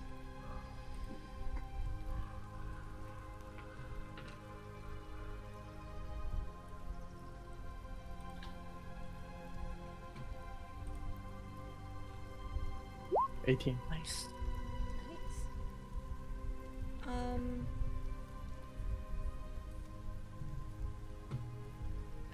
For sure, there are illusion spells that can target larger areas. Usually, though, it's like more like natural features, or you were like able to conjure like fake creatures. This is very subtle, but it seems to be also dynamic, which makes it there's no like specific spell that comes to mind that would be able to cover all of this.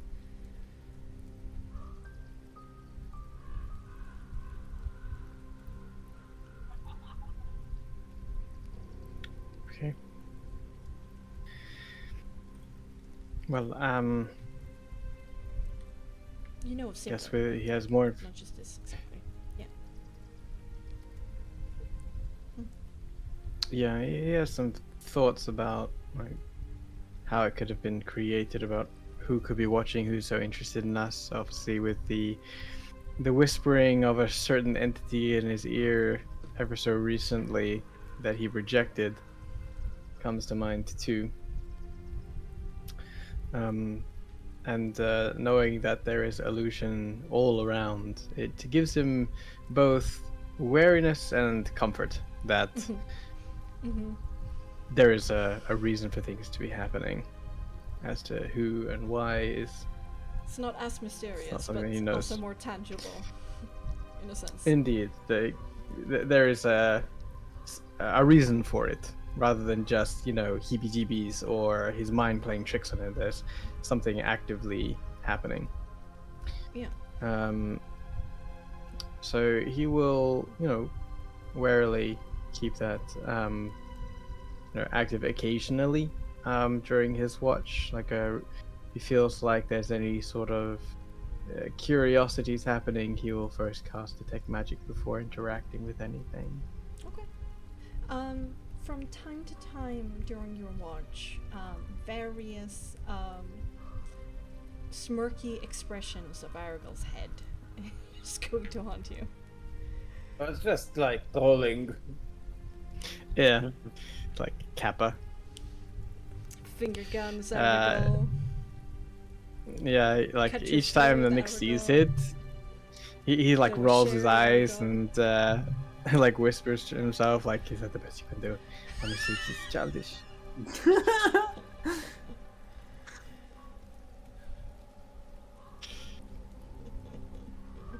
Yeah, and it kind of appears in your sight line, like wherever you're watching. If you're watching the ground, it kind of like rises up from the ground to like be in your sight line, or if you like. I just look at the sky. wave my hand like I'm dispersing some steam, like Yeah, like constantly like trying to get it to your face. like I'm trying to read here. Yeah. Peering out of your book into your face. Yeah. Yeah, clearly not amused. But with a lot of wafting away, bad fart Aragel, basically. You're left healthy and untouched, and morning doth come. Do you replenish half of your health Good dice, dice. round it up, and if you had to recover HP, you may definitely roll for it. And with that, we're gonna go for a short break. Goodbye. Short break. I was not meant to roll a d20. Fuck. I cannot say I know how many hit dice I have. 9. You should have. Yeah, I know, but I got full. I don't know if yeah. it was something was used or not. That's the thing. Oh yeah. Oh, yeah. You basically you had 0 HD left. Cool. And you were at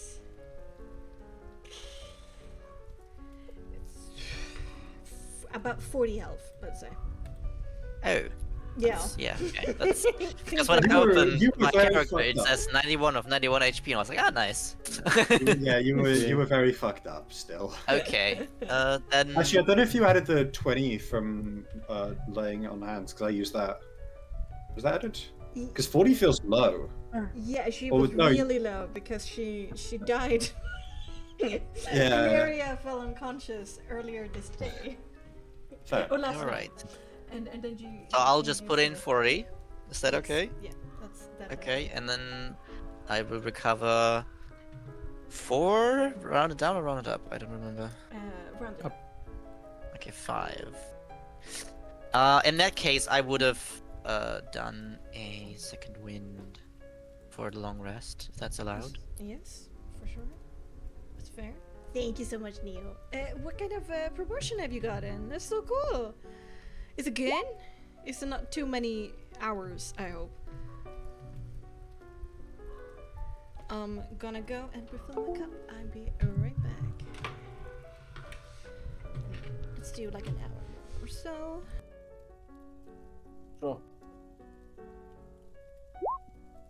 Ugh.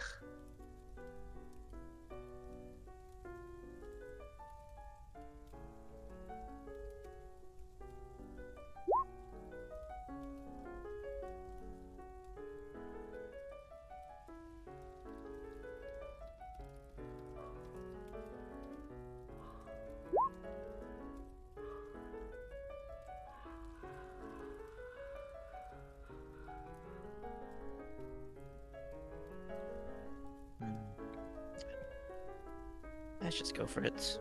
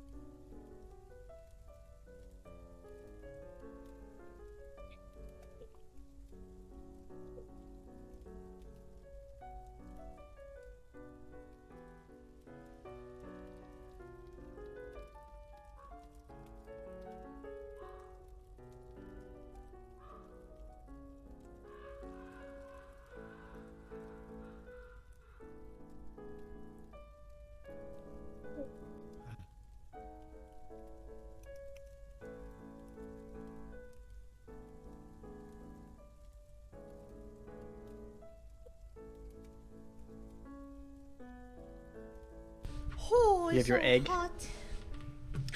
No. Oh, it's so hot though. I just like So- feel the fatigue hitting me right now. I'm so fucking tired. I'm sorry about that. Just float. It's okay. Just It's okay. I'm just floating. Fly on the wings of flower. Fly, baby, fly. Okay, no.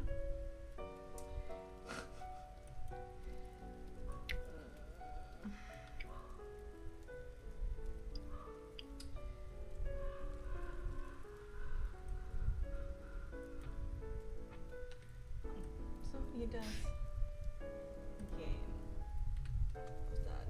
Okay, and then we need to spend one, I'm pretty sure. To heal areas up slightly.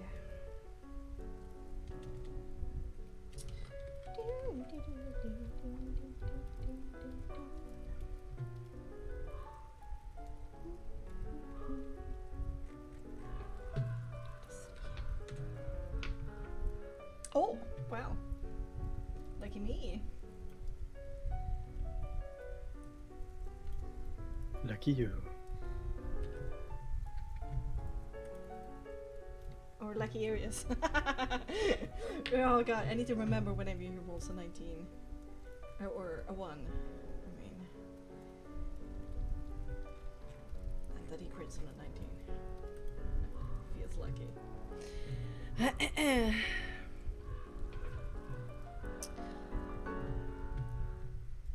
Alright.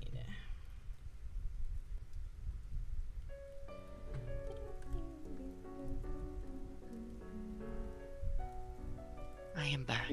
Welcome back. We're so back again.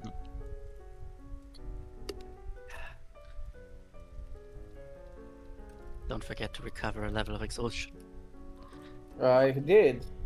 Now I only have one level of exhaustion. Easy, let's go.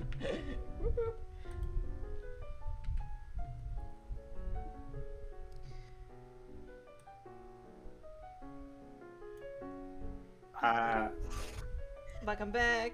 I'm dead. More drink. Drink. Drunk.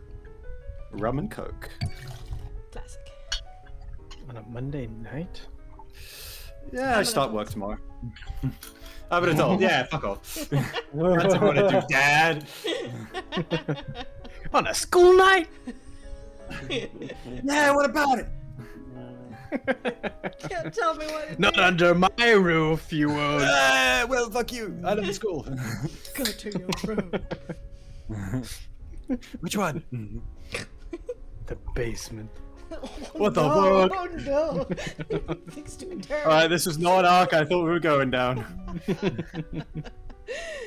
Alright. Are we able, ready, willing? Yeah. Ready and able. Okay. Willing.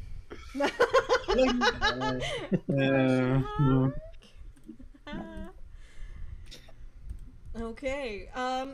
Thankfully, in the small hours of the night, the rain eventually trailed off and stopped.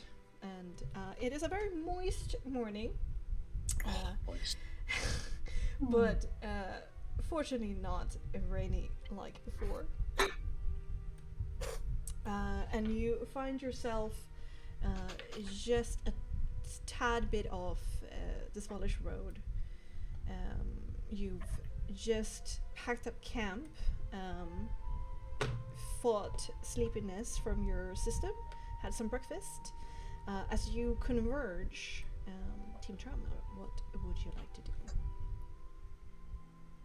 do? Nix will relay as we're packing up camp. The fact that he recognized through the detect magic that there is like strands of a large scale illusion spell around us. So if there's anything that people see or hear, it's likely to be just someone screwing with us, and yeah, then he'll pick up and say, I don't know exactly which kind of spell this would be, but it would have to be someone with some significant power. My bet is on the Dastardly Mother Knight or something in collusion. I don't think we're in Baba's realm yet, so. But I mean, that's on you, Hamatir.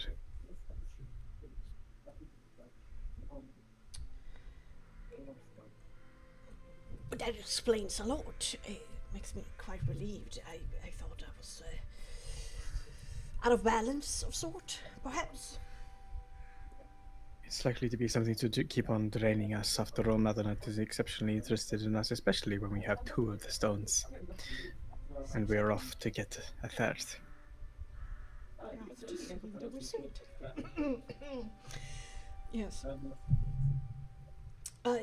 Speaking of which, so how are we going to go about this? Is it time? Go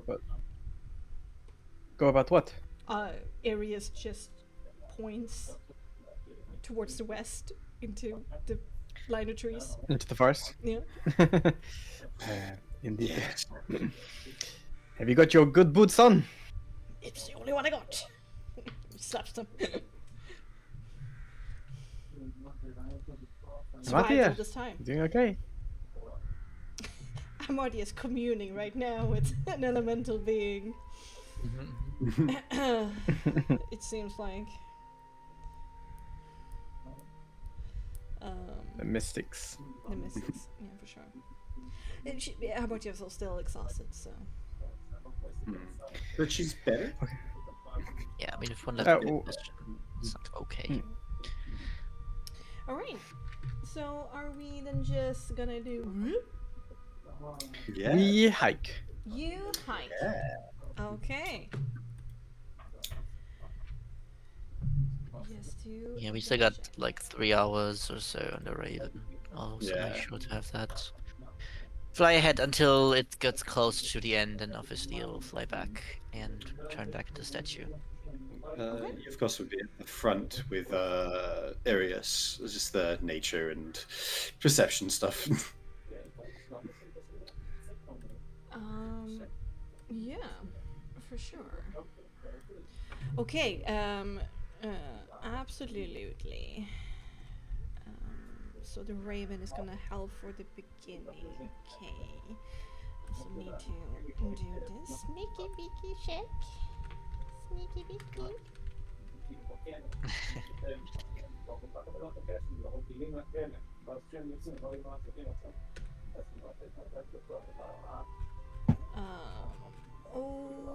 Okay.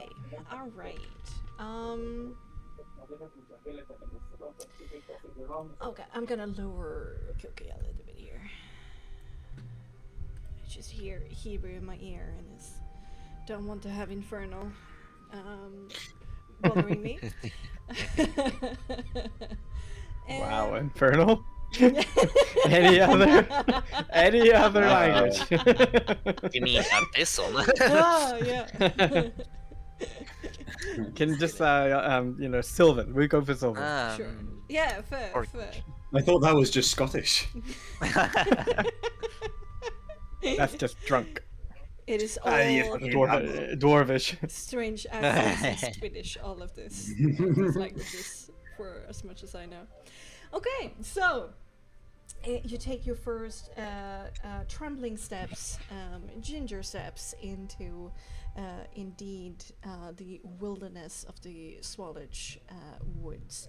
Quickly, you realize that the journey ahead will be physically challenging. Through your various methods and Jivka's extensive knowledge of Barovia, where you're going is not the problem. How you get there will be somewhat an issue.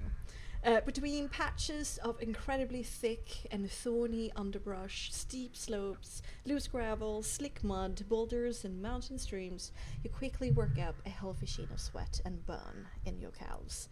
What could potentially slow you down is a constant evaluation of how to carry on forward in the direction you want to travel. So, towards that end, for the first leg of today's journey, who will take charge, go in the front, and roll a survival cunning for me? I mean, who's the best tracker? I suppose we all have a ways to triangulate to a certain degree our direction. Yeah. I believe Arius has the best survival. Yeah. Arius has 2 ranks. He has a Yeah. 7, I'm pretty sure. I think Hamachi also has some pretty solid ranks in survival. But if she's exhausted, does yeah, that... she will be true. rolling with Disadvantage, disadvantage. which is basically like a minus Yeah. 5. I'm not gonna lie, I Yeah. imagined that Jivkos would just kind of be half carrying her because she's so tired. Aww. if it was required. Because, you know, A hag backpack. Haglet backpack. Maybe she could like change shape into like a small child she've seen. And it would be lighter on your back. Lol. I no, don't the think shenanigans. that changes mass, I'm assuming. Well, like I don't a know. disguise illusion, you know, just makes you look different. Hamarti actually changes your bone structure. Hello, I'm Damn. back. What happened? Sorry. Look back. Nice. Just making sure Yeah, you're what- okay and not summoning a demon over there. What? We could hear you talk a little bit. A little bit of Hebrew in the background. Oh wow, good thing you don't understand Hebrew. Holy shit. Okay. Boys trash talking. Nah, you couldn't really understand like words. Exactly. No, it's fine. It's fine. So what happened? We We survived the last like night. 10 minutes. We survived the night, and now it's time for another hike. Yes. Okay. Before that, Hamatia is still sick a little bit. She actually feels better, but you still hear the occasional happening. She will very begrudgingly start making the ritual spell to summon soul once again. So Yeah, but you can do that during breakfast if you want to. yes. If it's like a extended morning routine, you know. Yeah. A little bit of yoga, a little bit of summoning a fey creature. Yeah, but Was like speaking some of you have Inferno. you all have seen her do it probably like 5 times by now, and you notice that the movements are very much stiffer today, and slower and sloppier. The circle isn't like a perfect circle. It seems like her hands are a little bit shaking.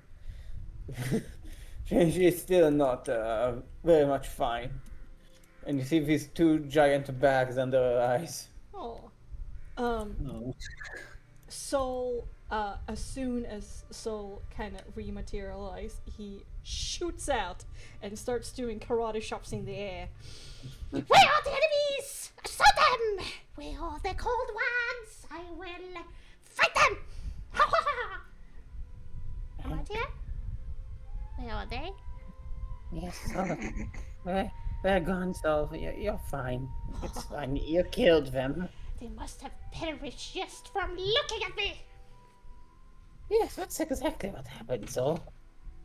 But, Gee, well, good job. what is wrong with my mighty steed? Well, you know, the almighty steed might have got a cold. She lands on your, he lands on your nose to kind of like poke at your forehead. It tickles, stop it. So, Stop it! doesn't like this! You're supposed to be healthy and a mighty steed for me! I'll get better. I just need some rest. It's fine. It's fine. By tomorrow, if we don't die, I'll be more than fine. I'll be the bee's knees. I shall then take more command today. Today I'm going to reside in my hairnest throne. And I shall pull your So do you- hairs to tell you where to go. Okay, you have fun, Vessel. Yeah, you just walk. Mighty steed. Gee. And I shall take care of the rest. And the soul kind of pats you. Nice. Kind of settles into your hair, indeed, like Ratatouille. You feel sometimes your hair is getting slightly pulled. No, isn't that way? Over that boulder. You sometimes see Hamatia staring very weirdly, looking like she's in pain. The chief ghost will approach her and just be like, Hamatia, do you wish for me to carry you? You seem rather tired still. And not well. You can do that. I mean, it sounds quite fine. Yes, I can. You do not seem to weigh much. She ain't heavy. A steed for a steed then. Yeah, that's like a deception. Yeah. I need to take my new throne. I shall guide this one too. Soul lands in Chivka's patchy, rotting hair on top of his forehead. You know, just the crown of the head. And It's like between the horns. Yeah, and you will feel this very, very tiny tugs of hair all the time. He won't mind it, but he will try and sort of get Hamatia onto his back or onto his shoulders, whichever is easier. That's fair. She can be your new backpack. Exactly. I also realized, Marty, you can probably change shape into like a smaller child and become lighter. Yeah, she's going to change into what Hamatia looked like when she was like 8. Baby Hamatia. Baby So you Hamatia. you have like a really small horn and the really big eyes. He'll just sort of look back at her and give a like small like and a smile. This is for necessity only. Of course. It is rather adorable. I am not adorable. She will like do the thing where the babies like hit you with the fist. Basically knock on. It just like against him, I assume. Yeah, and you feel Soul do the same thing, but you don't listen to him where to go. So he constantly does that. Yeah, exactly. Calls it attention. Yeah. There's a lot of complaining in Amartya's ears, sure. This dumb horse. Okay. Okay. Okay. Arius will take charge then. Go in the front. Say. I can assist him though, like Yeah. going in front because Nick's got the compass and using it to triangulate. So I mean, we can work together at the front. That's fine. Yeah. If that's okay. Yeah, for sure. Then Arius would roll with advantage, and then. So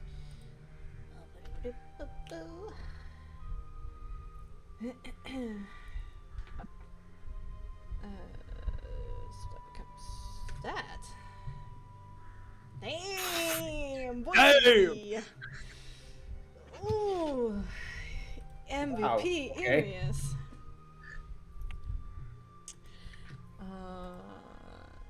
Okay, yeah, that is a pretty good journey.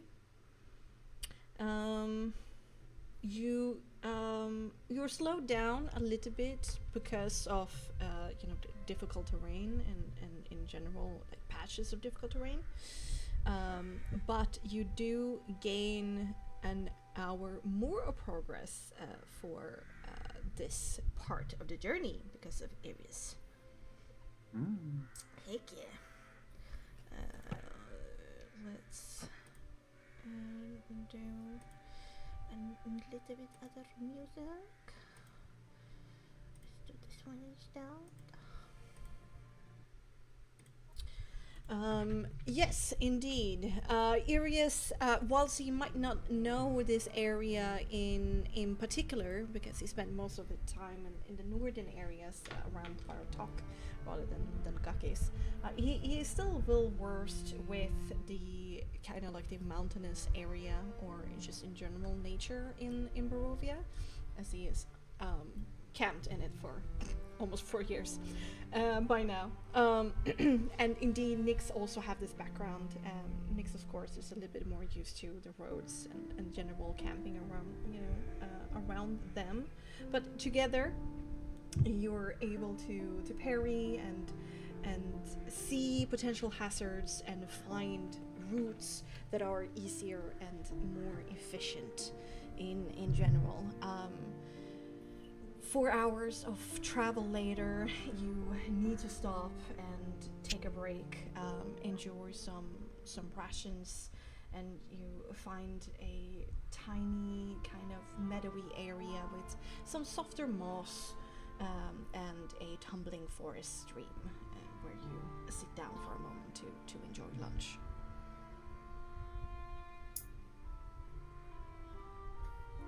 We do. We do. Let's see. What did that roll? Yes, indeed.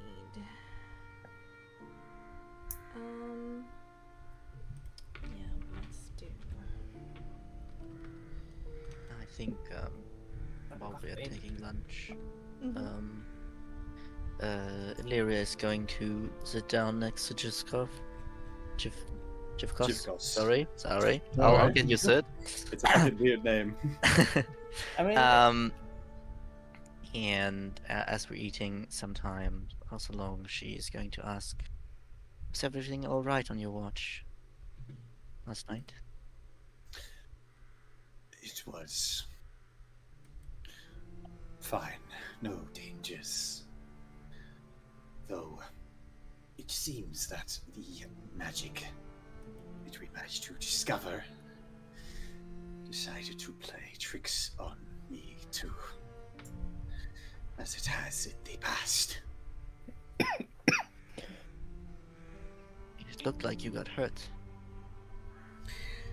No, you got hurt? no, it is fine. I was merely venting my frustrations. I can understand that. It seems that the magic is beyond illusionary, as it was able to make physical form in some aspect.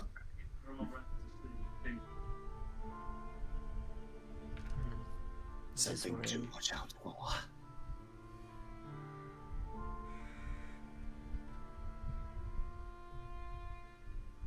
Next time, feel free to mention if something like that happens. Of course. Apologies for not doing so immediately. No, it's alright.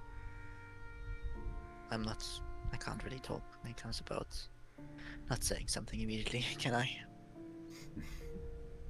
What, has something happened for you two? I mean, yeah, kind of. You say that like it was something beyond kind of. Just someone trying to really annoy me in the worst way possible.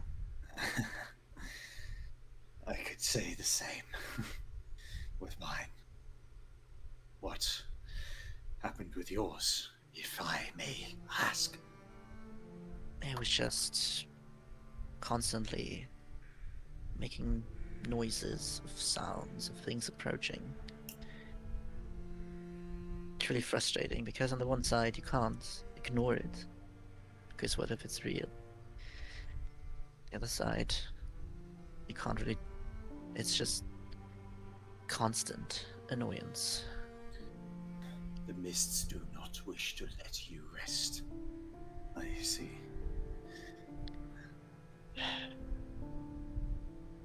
If we get the chance to figure something out about the mist, we should. This is mean, so far it's just illusions, but I'm worried. You said there could also be something physical. Well, yes, but my physical was thankfully but a note.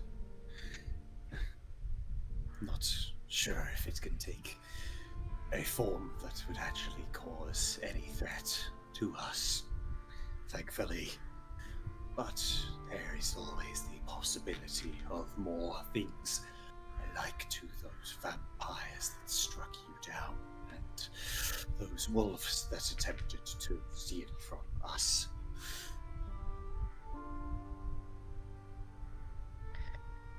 Yeah. I mean, if this mist can be magic, it might also be able to know where we are and whatnot. It's something we need to figure out. I mean, maybe Saga will have some more answers for us. A way to hide from it, perhaps. Or at the very least, ward it off. Yeah. Maybe when I get a little bit better, I can check out this mist. If you see anything funny tonight, maybe call me, Maybe I can disperse it. Right. True. Perhaps. Powers of your mental elementals could also help with the mist. Mhm. They are the ones who used to be this valley after all. Perhaps freeing them may allow us to calm it. Iria nods. Only time may tell, but we may be hopeful.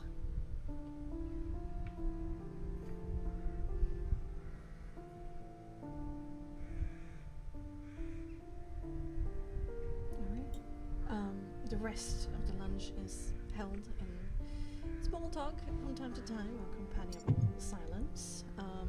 But time waits for no man, so eventually you have to leave this quaint little forest scene and continue to trek on your way up in these highlands on the rather dramatic slopes of Gakis. Okay. Shall Irius continue being in the front? Yes. Yeah, I think so. He's proven himself to do a good job. Sure.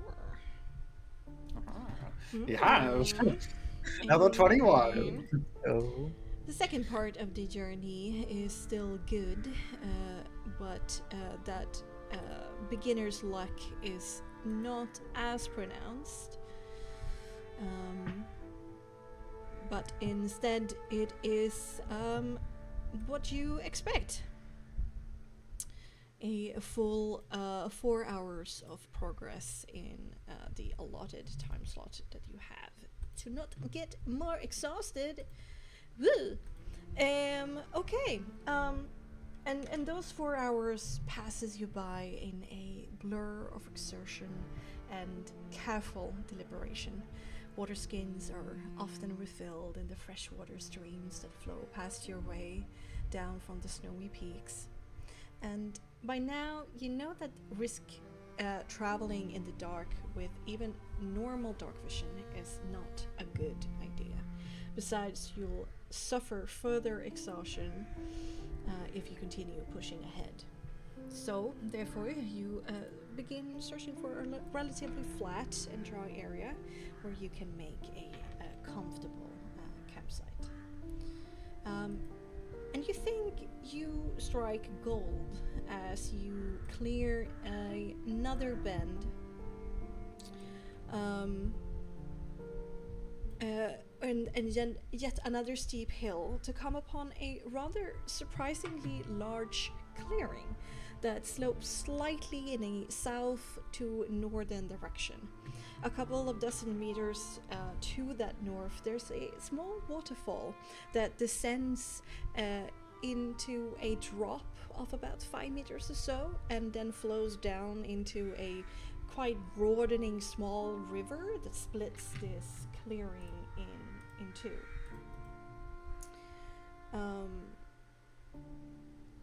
And there's also ruins here, crumbling ruins, stone walls and platforms, pillars and cobblestones. And whilst what remains of a base of what could have been a crumbled square tower would have been an excellent place to make camp, you realize that the muddy ground and within the river itself, it is discolored with a ruddy, kind of darkish red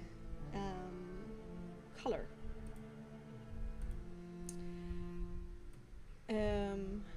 And immediately there's a bit of oh no, what is this?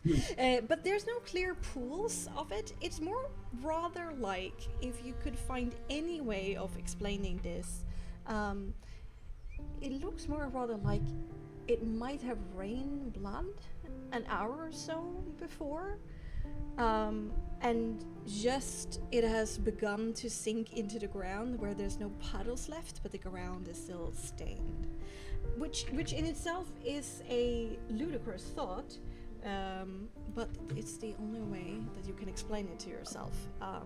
But you also pause in curiosity, because ahead within the mists, on the remains of a stone platform with stairs and pillars, there's a crumbled dark stone throne. And beside that platform, there's a weathered stone statue of another color who have somehow survived where all other structures haven't. Before you begin to comment upon this, and as you pause to take in these various tidbits of interests, Jukos, make me an intelligence check with advantage, please. Oh shit. Intelligence. I accidentally just closed roll20. Fuck. Oh no. Panic. Well, I don't know how either, but okay, intelligence. Yes.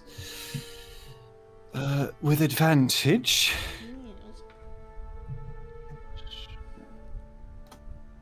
An 8. And I do not have inspiration, no matter how much I use it. it was fair enough. It was a very simple check. Jivkos, as you take in the features of the strange place, you suddenly realize you've been here before. Your memories of the hundreds of years you wandered this valley stuck in your own personal curves are muddy and patchy. But this place sticks out too much for you to not have some quick flashes of recognition. You remember that no matter how many years ago, but quite some time ago, this area was littered with rusting arms and armor for which the Knights of the Silver Order happened to stumble upon in their, roaming of the valley. And over time, due to losing equipment in battle or mere forgetfulness, you've over time picked this place clean of its bounty. You think you might have been here at least twice, perhaps thrice, and at some point news spread through Horngod that there were nothing here to claim anymore, and you never came back. What's an interesting tidbit from these memories you get is that this place have basically always looked like this. Crumbled ruins, terrain strained and suffused with this strange discoloring bloodish color, and that strange platform with the throne and that weathered statue. For sure, over time, it has grown more overgrown and sundered from what you remember, but it still looks very much the same. And whenever you visited, there were no sources of danger for you and your fellow knights. Wait, I have been here before. This is an oddly once more magical place, as it still looks very similar to what it has for hundreds of years.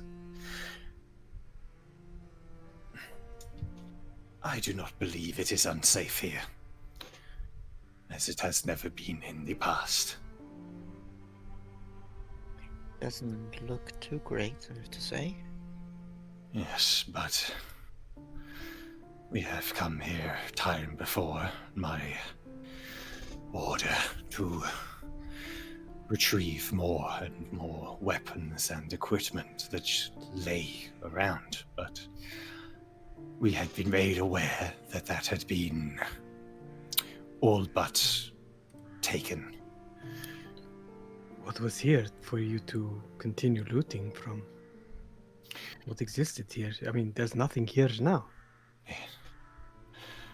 Weapons, armor, all sorts of equipment that we Just lying in the field. Yeah. Yeah. Some of them Yeah. like, a little bit half buried in dirt, but yeah, basically. Yes, just laying in this field. Some buried partially, but most lying there. And everything seemed in good condition, like to how everything here, other than a small amount more overgrown, is the same. A throne, the ruins, the statue. Perhaps it is a good time to rest, and a good place to perhaps utilize your magic to see if there is anything here that emits so. It must be in some capacity, I would have thought.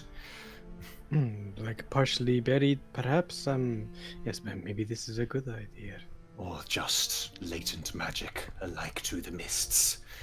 Well, if that's all you need, I mean, you have but to ask it, of course. If Either that's okay way. with everyone else. We may take rest here. I would like, to please check if there's some magic going on. Be Very good. completely honest right now. I can rest wherever.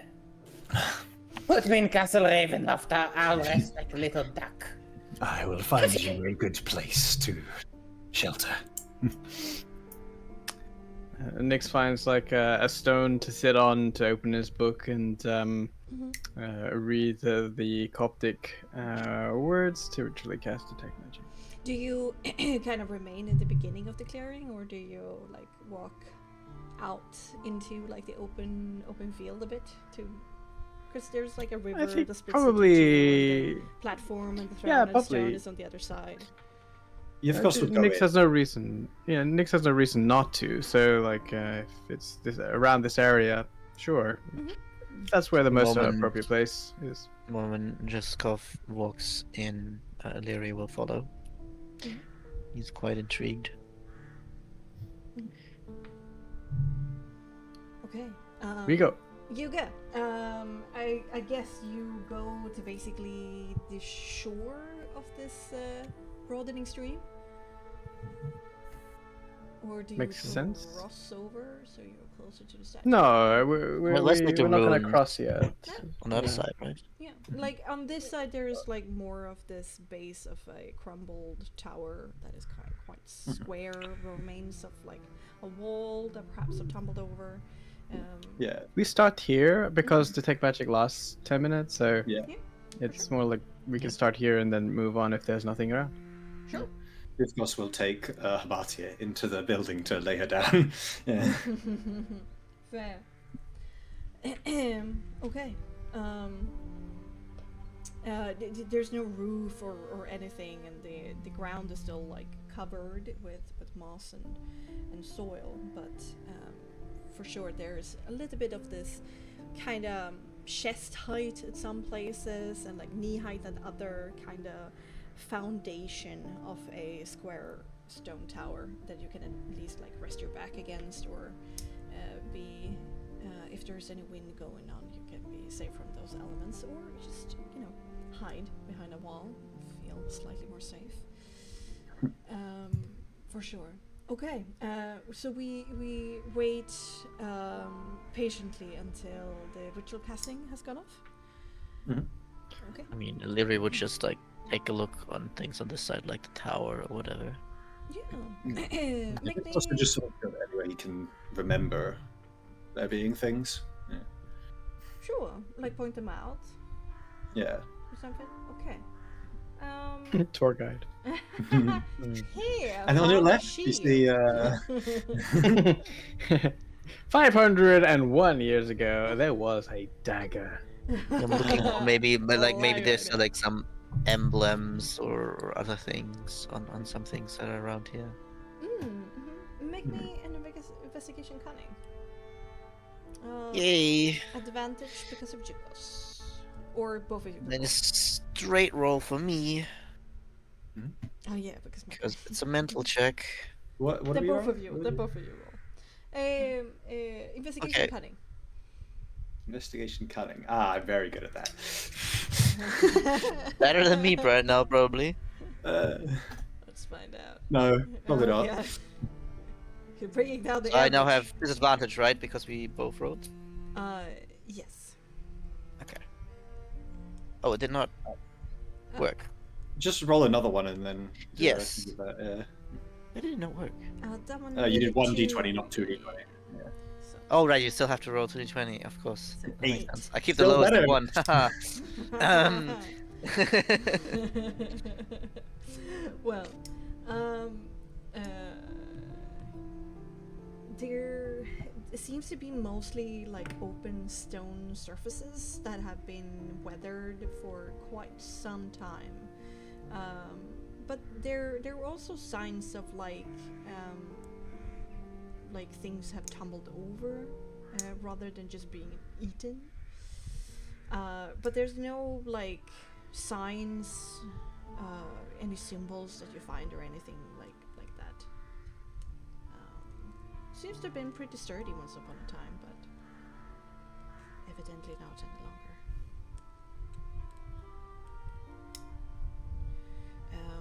You do also here and there where the soil is thinner, you do realize that there are areas of cobblestones underneath your feet, but has been like eaten by moss and soil and bush. But here and there, you do notice it. Okay, next. Hello. Hello. The magic goes off after looking through your book. You concentrate. You gain that third sight, and you do see indeed again all the magical lights on your party start to pop up in different shades of gray. And this time there's no purple around, but there is like a faint vismency, like a sickly green that kinda emanates from the ground and then diffuses.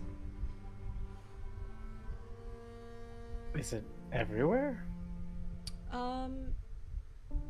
Yeah, everywhere in your range.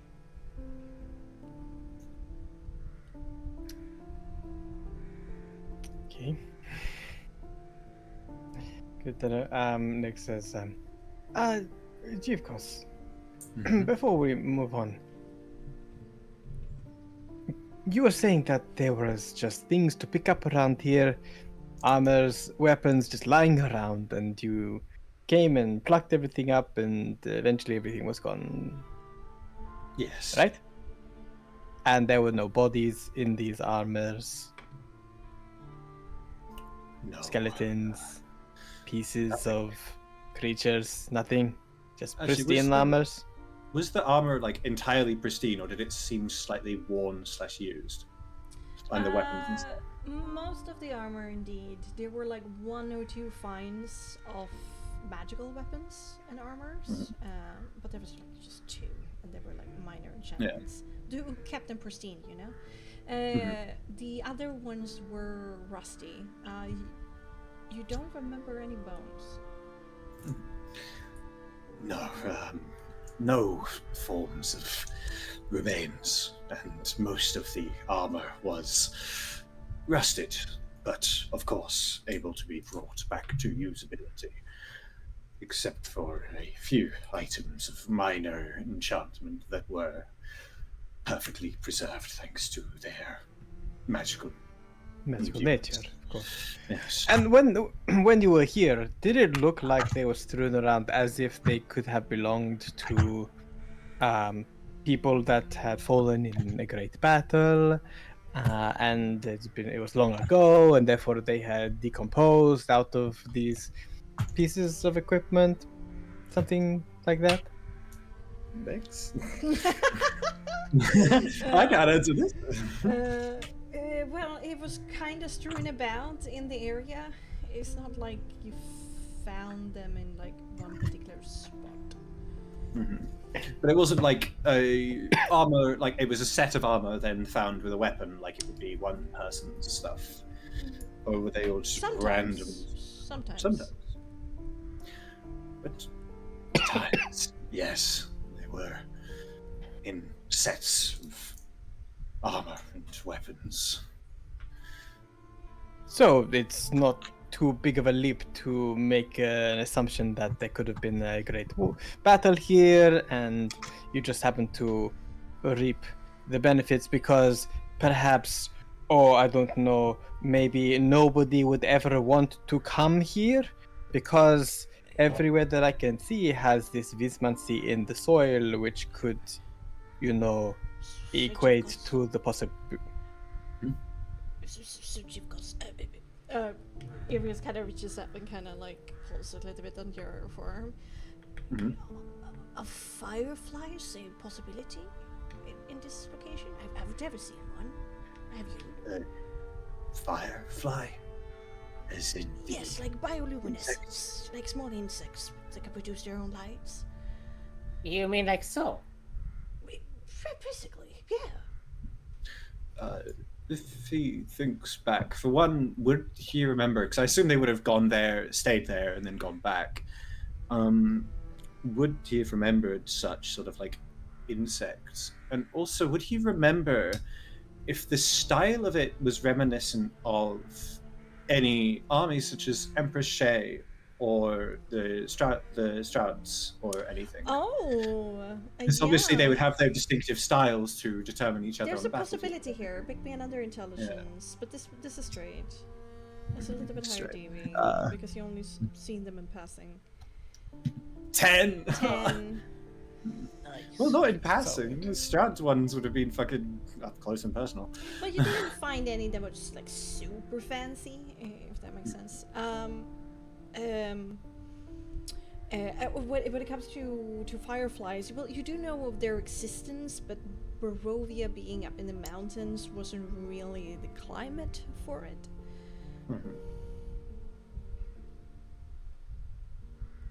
And for the other one, just nothing there. Yeah, no, you're not sure. You're not sure about the Armstrong armor. Could be, could not be. I have seen fireflies in my far past outside of this valley, but not ever here due to the elevation and difference in climate. And I am unsure if they are some form of previous armies or not, as I cannot recognize patterns of Shay nor... Such of course. He reaches up to your forearm again. That's all good. But if it's not a firefly, do you think that it's a lit up lantern in the mists? And he points.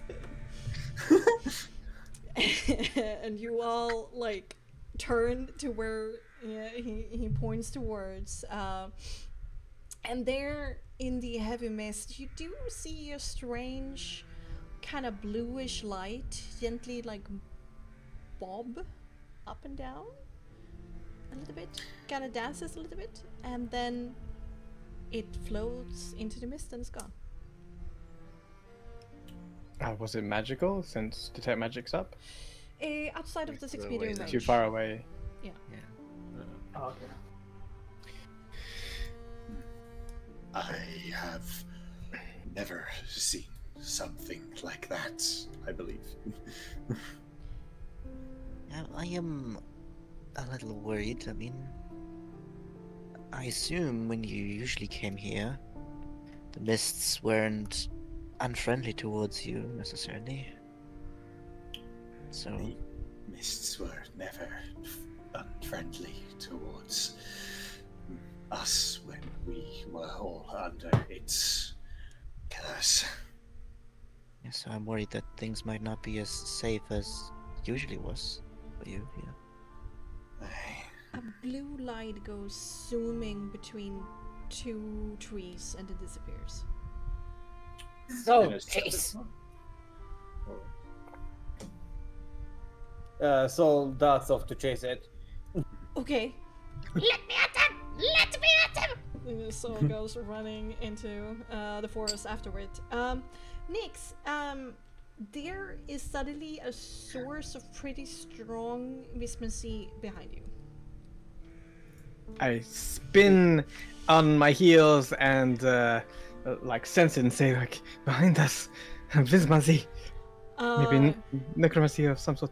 Zooming towards you is a startling vision of what just seems to be a small blue light that seems to grow as it comes closer. It turns out to be a mouth wreathed in bluish flame. And at the same time, several getting such bolted. lights, at the same time, several such lights light up out of the mist all around you. With that, we're gonna go. That's gonna be it for tonight's episode of Charismatic Canine. No! Oh. No! Yes, it's gonna be. Fuck.